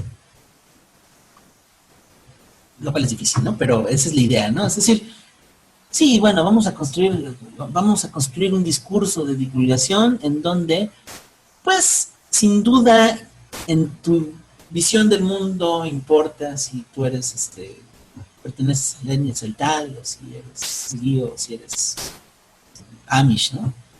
Seguro, o sea, si llega la oportunidad de discutirlo, lo discutiremos, no tendría como podemos discutir cualquier otra cosa, ¿no? Pero mi forma de resolverlo es, pues eso no está en la carta de entrada. O sea, nosotros vamos a discutir exclusivamente de cuestiones que pasan por este filtro empírico, ¿no? De lo que podamos, bueno, como decía Wittgenstein, ¿no? O sea, hablaremos de lo que podamos hablar y de lo que no se puede hablar, pues es mejor no decir nada, ¿no? Pero bueno, otra vez, habrá casos en donde sea necesario, ¿no? Específicamente para explicar cosas de evolución, ¿no? O sea, está claro que pues Adán y Eva no es el consenso científico, punto, ¿no? Pero más bien la religión ha ido, o bueno, ciertas religiones han ido ajustándose, digámoslo así, ¿no? Por ejemplo, ya sí. el Vaticano aceptó, digámoslo así, Sí. la evolución, y no solo eso, sino que también en muchos países tiene filas científicas, y eso me parece muy raro, en un inicio de un pensamiento ateísta, digámoslo así, ¿no? Pero en países como el Perú, por ejemplo, hay ramas científicas que están subsidiadas al Vaticano y que también reciben financiamiento, y eso es poco extraño, ¿no? Pero sucede, ¿no? A veces en la práctica hay casos así. El problema ahí es cuando el apellido que le pones a la ciencia. O sea, es decir, es que hay ciencia. O sea, una vez que tú le pones un apellido, ¿no? Dices, bueno, la ciencia mexicana con respecto a la ciencia peruana. Pero ¿qué pasa aquí? O sea, una persona del África subsahariana, de Lima, de Ciudad de México, de Ontario, ¿no? Ante los mismos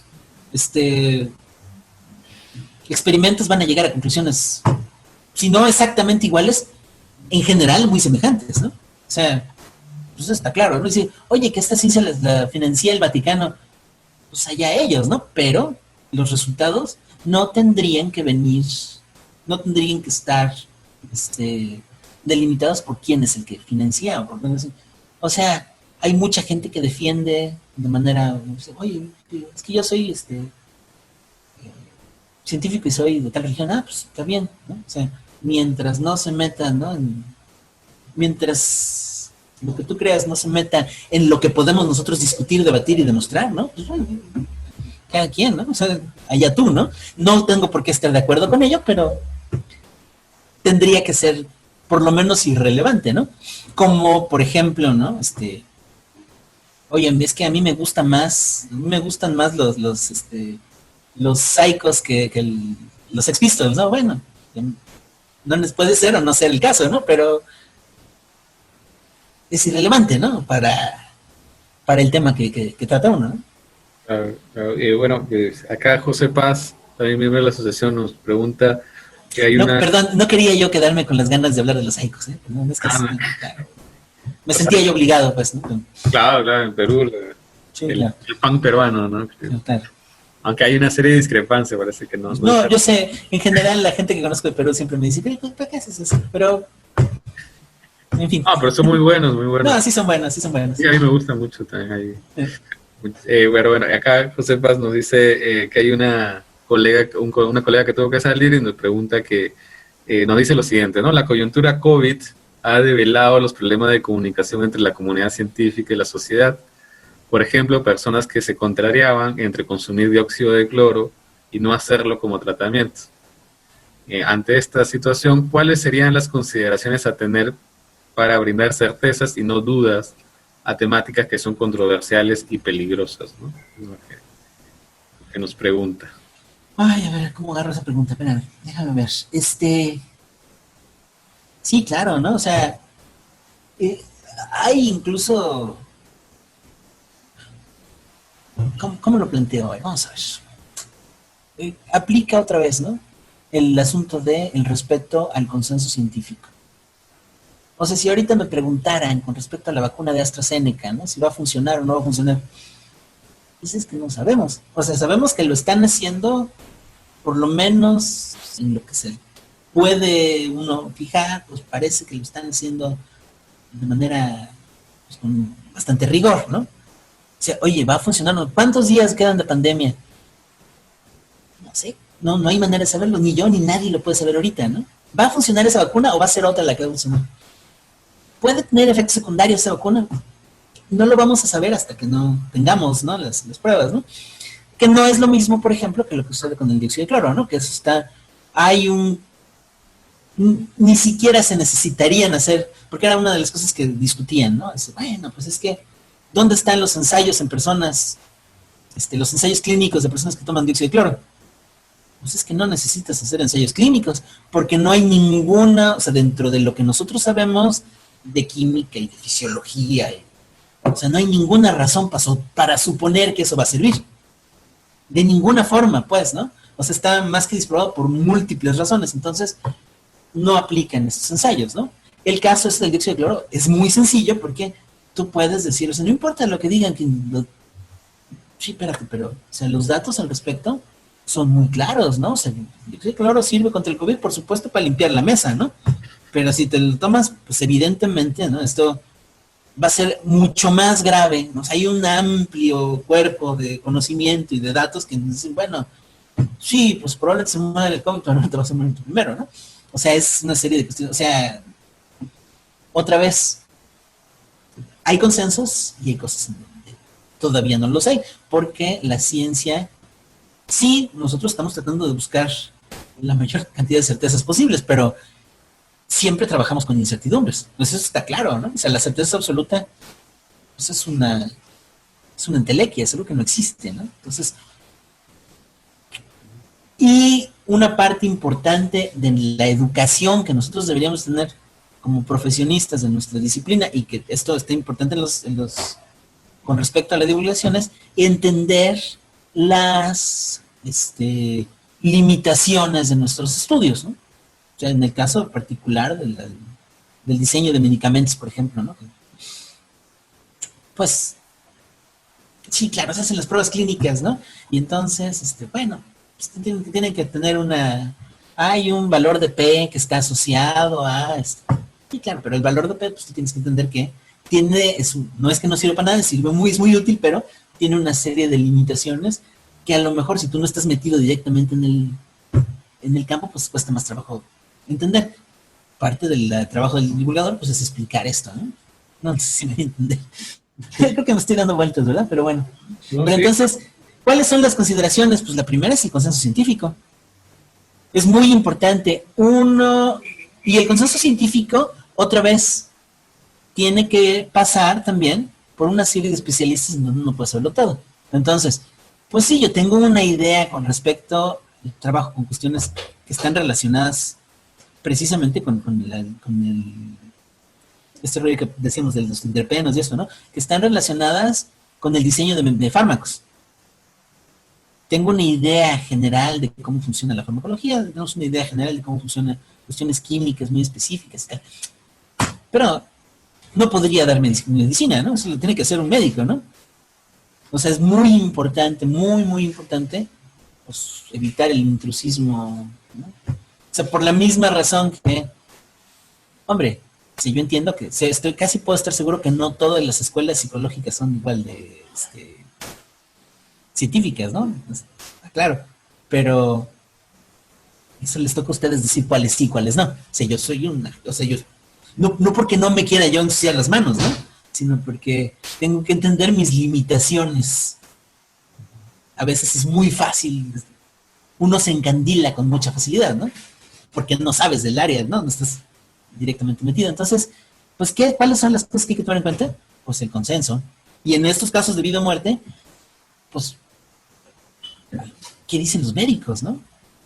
O sea, si resulta que la mayor parte de los médicos, o sea, que si hay un consenso entre los médicos y solamente unos cuantos que se dicen médicos por la verdad son los que están metiendo esto, pues bueno, por algo es, ¿no? ¿Qué tanto, haciendo viendo este tema del COVID, o no sé, fue quizás una apreciación personal la mía, en el sentido de qué tanto los medios de comunicación igualaron o sea, como lo que usted comentaba, pusieron en el mismo banquillo ambos, ¿no? Pusieron al dióxido de cloro como bajo los reflectores, comparándolo y haciéndolos en los programas de televisión o incluso en YouTube, ¿no? Programas dedicados para decir por qué no funciona, ¿no? O sea, todo está ahí, incluso gubernamental, ¿no? Todo un asunto de un aparataje pareciera que lo puso en el mismo nivel, ¿no? Esa es una cosa que tenemos que tener mucho cuidado y que es muy común y que, por ejemplo, hay estudios en materia de comunicación de la ciencia muy puntuales con respecto al calentamiento global antropogénico, ¿no? En donde, y bueno, porque además así se hizo, por ejemplo, con respecto a la relación entre el tabaquismo y el cáncer, por ejemplo, ¿no? O sea, como existen intereses, ¿no? Que por otro lado pues, son inevitables, ¿no? Como hay intereses económicos, el viejo truco, pues, ¿no? Es tratar de tener un especialista que diga lo contrario, ¿no? O alguien que aparente ser especialista, ¿no? La ciencia tiene la naturaleza de la ciencia es tal que en cualquier tema que encuentres, va a haber alguien que tenga un doctorado en algo y que va a decir algo que sea contrario al consenso científico. Eso es normal, eso es esperable. Pero no está bien. O sea, no sé si me explico. O sea, plantearlos y tenemos aquí un señor que es doctor en, iba a decir ciencias de los alimentos, pero me voy a dar yo solito en la jeta, ¿no? Pero bueno, o sea, digamos un doctorado ridículo como ciencias de los alimentos, ¿no? Que es el que yo tengo. Y entonces ese es doctor en ciencias de los alimentos, entonces ese dice que sí debes tomar cloro, ¿no? ¿Y ese qué sabe? ¿No? No, espérate, es que hay que preguntarle a alguien que sepa de un médico. No, mira, ese puede ser muy doctor en lo que él dice, no sabe de esto, ¿no? O sea, siempre va a haber alguien que se los dé especialista y que no sepa, ¿no? Y un error es considerar como interlocutor válido a alguien que no lo sea, ¿no? Otra vez, ¿cómo saberlo? Pues, ¿cuál es el consenso en el área? Y en los campos que le quedan uno lejos, ¿no? Pues hay que preguntarle a la gente que sabe, ¿no? No sé si estoy respondiendo. Sí, no, de hecho, me es interesante a veces comenzar a escuchar de otra disciplina, ¿no? Nosotros a veces quizás metido mucho en psicología, nosotros, o ciencia de comportamiento, o conductismo, o como quiera llamarlo, y comenzar a escucharlo, ¿no? Pero bueno, entonces, para ya no quitar más tiempo, hay unas 3 preguntas rápidas para que no quitarle más tiempo. Una de Wildo Ciancas que nos dice, ¿cuáles considera que serían los futuros retos en la divulgación científica? Entonces, híjoles, hay muchos que no alcanzo a ver, pero por lo pronto,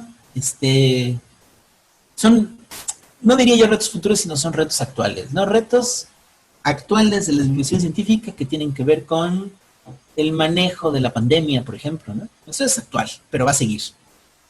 El asunto en relación, es triste que tenemos que estar discutiendo esto, pero en relación a la vacunación, ¿no? Eso eran cosas que pensábamos que ya habían llegado para quedarse y que tristemente ahora nos estamos dando cuenta que Era de esperarse, ¿eh? Perdón. Ya después, a posteriori, dice uno, claro, sí, pues, no, nunca has conocido a nadie con poliomielitis, pues bueno, tiendes a subestimar la importancia de la poliomielitis, ¿no? Pero bueno, ese es un reto en la divulgación, que es un reto fundamental. En relación a, o sea, un área caliente, ¿no? El juego de palabras a propósito, ¿no? Que se tendría que ver con el calentamiento global, la pérdida de biodiversidad, ¿no? Van a surgir, o sea, prácticamente cualquiera de los problemas que aquejan a la sociedad se pueden enfocar desde una perspectiva científica, y entonces esa perspectiva científica en particular tendrá que ser discutida. Y entonces, pues sí, hay un montón de cosas esos son los que se me ocurren ahorita porque son los que tengo más cerca, ¿no? En relación, que es un tema que a mí me interesa muchísimo, ¿no? En relación a el uso de herramientas biotecnológicas para la obtención de alimentos, ¿no? Que me parece que es fundamental y, dadas las circunstancias de calentamiento global, parece no haber otra opción, ¿no? El uso de energías, hay una serie de cosas, por ejemplo, el uso de energías nucleares, etcétera, ¿no? O sea, que son temas muy delicados, ¿no? Y que se tienen que plantear con mucho cuidado, pero son temas que, nos guste o no, tenemos que tratar, ¿no? Pensaría, a lo mejor, me parece que es fundamental hablar de cosas relacionadas con cómo afecta nuestra comprensión del mundo, ¿no? El entender la incertidumbre relacionada con la estadística, por ejemplo, ¿no? O sea, esos son temas que se me ocurren ahorita a mí, y les puedo apostar que pues es solamente un pedacito porque es lo que se me ocurre a mí, pero seguramente va a haber muchos más retos. Casi cualquier área de las ciencias va a tener que lidiar con retos de divulgación. Quizás una pregunta más situacional, digamos así. ¿En México hay un reconocimiento, o sea, tratan por igual las publicaciones dedicadas a la divulgación que a las publicaciones dedicadas a la producción científica como tal? No, en absoluto, al contrario. O sea, la gente que se dedica a la investigación, pues a veces nos piden que hagamos cuestiones de divulgación, pero en general es en tu tiempo, ¿no? O sea, y además dentro de los indicadores que se utilizan para evaluarte, ¿no? Y que se usan para acceder a financiamientos y para ese tipo de cosas, ¿no? Inclusive avanzar en tu carrera, ¿no? Muchos investigadores de plan dicen, pues ¿para qué pierdo el tiempo en eso? Porque además son cosas que literalmente tienen valor cero, ¿no? O sea, ni se cuentan. Hay un movimiento de personas que están buscando que se tomen en cuenta en los indicadores como el Sistema Nacional de Investigadores y cosas así, que también eso nos traería, es un bichito con un montón de pinchos, ¿no? Porque tendría también su lado donde hubiera simulación y tal, porque pues eso es así, ¿no? Pero no cuentan para nada, de ninguna manera. Otra pregunta de Brian, ya para finalizar, nos dice, ¿recomienda un curso adicional de divulgación científica en las currículas universitarias? Sí, lo recomiendo. Estoy seguro que no va a ser suficiente, ¿no? Pero pues a nadie le estorba, ¿no? Por supuesto, ¿no? Creo que valdría la pena, ¿no? Creo que un curso de divulgación pues no es suficiente. Nosotros tenemos en el doctorado ahí con Flower, ¿no? Tenemos una optativa de comunicación de la ciencia que no se dedica solamente a la divulgación, sino que se dedica a discutir las diferentes formas de comunicación que tristemente o alegremente, o no sé, por X o por Y razones, dentro de lo que se supone que hace un investigador, siempre viene junto dar clases, ¿no? La educación, por supuesto, publicar en papers y en congresos, ¿no? Que sería la difusión, y se espera que pues tengas una idea de divulgación, porque de repente te van a preguntar, ¿no? O sea, son cosas que se ven bonitas en tu carrera, pero que no son, digamos, no se consideran tan prioritarias, ¿no? ¿Serviría? Sí serviría, sin duda. ¿Es mejor un curso mal dado que ningún curso? Yo creo que sí. Pero puedo apostarles que un curso de 6 meses en licenciatura seguro no es suficiente. Pero bueno, es un buen inicio, ¿por qué no? Yo lo recomendaría. Bueno, ya para acabar aquí, Percy Valencia nos dice, nos deja una palabra, nos dice, no todo el mundo necesita ser científico, pero todo el mundo puede aprender a pensar como tal, ¿no? Definitivamente, qué frase fantástica, ¿eh? Totalmente de acuerdo, claro, ¿no? O sea, no todo el mundo necesita ser investigador, No, claro, de hecho, pues tiene que haber otras profesiones, ¿no? Por supuesto, ¿no? Y hay mil vocaciones y no todos... Es más, no todos los científicos somos científicos de la misma disciplina y por consiguiente no todos somos exactamente iguales, indistinguibles, ¿no? Hay unos que nos gusta la química, hay otros que les gustan la psicología, otros que les gustan las matemáticas, otros que les gusta la física.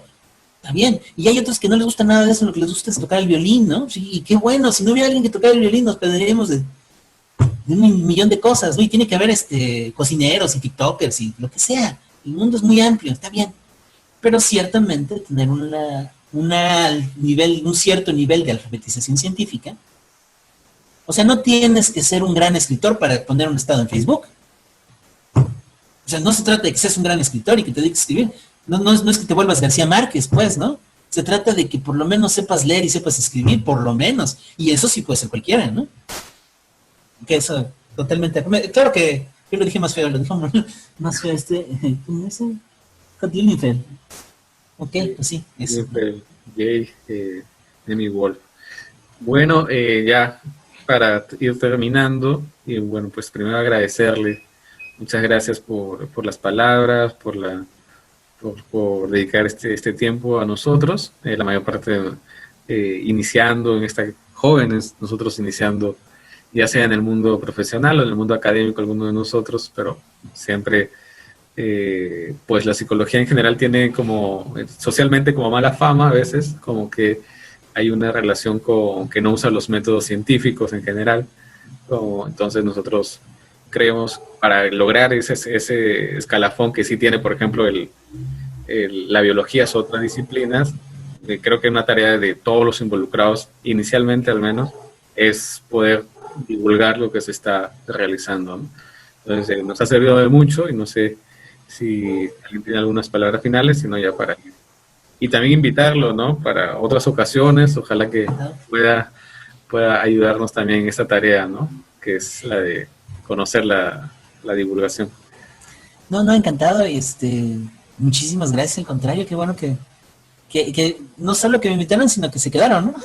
O sea que hubo plática al final y todo, está fantástico, ¿no? De verdad que lo agradezco mucho y creo que es una muy buena oportunidad y me encantaría de verdad tener relación con la organización del sentido. Digo, yo no soy psicólogo ni lo voy a hacer nunca, ¿no? Obviamente, ¿no? Pero creo que sí es importante y estoy totalmente a favor, o sea, como alguien interesado en Hombre, podría ser sujeto, o cómo decirlo, ¿no? Público de divulgación de la psicología, pero por supuesto, ¿no?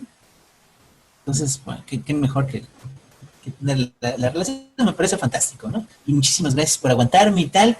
Por ahí, después me gustaría ver la grabación, ¿no? Si se puede, ¿no? Claro. Para ver también que la riega uno, ¿no? Para mejorar los próximos, ¿no? Sí, no se preocupe, vamos a estar haciendo llegar igual todo lo respectivo y bueno, pues con esto estaríamos terminando. No sé si alguien más tiene algunas palabras. Yo, bueno, doctor, nuevamente agradecerle por su tiempo y sobre todo por la simpleza y también complejidad de lo que nos ha presentado, ¿no? La divulgación. Ha hecho como sería la metadivulgación, al hablar de divulgación como tal.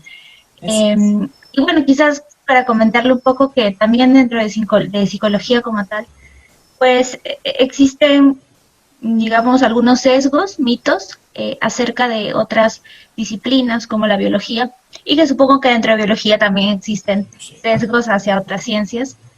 Y bueno, estos espacios y estas pláticas justamente sirven para ir derrumbando esos sesgos, ¿no? Como tal, los super biologicistas o los super mentalistas, como de repente así los hemos conocido.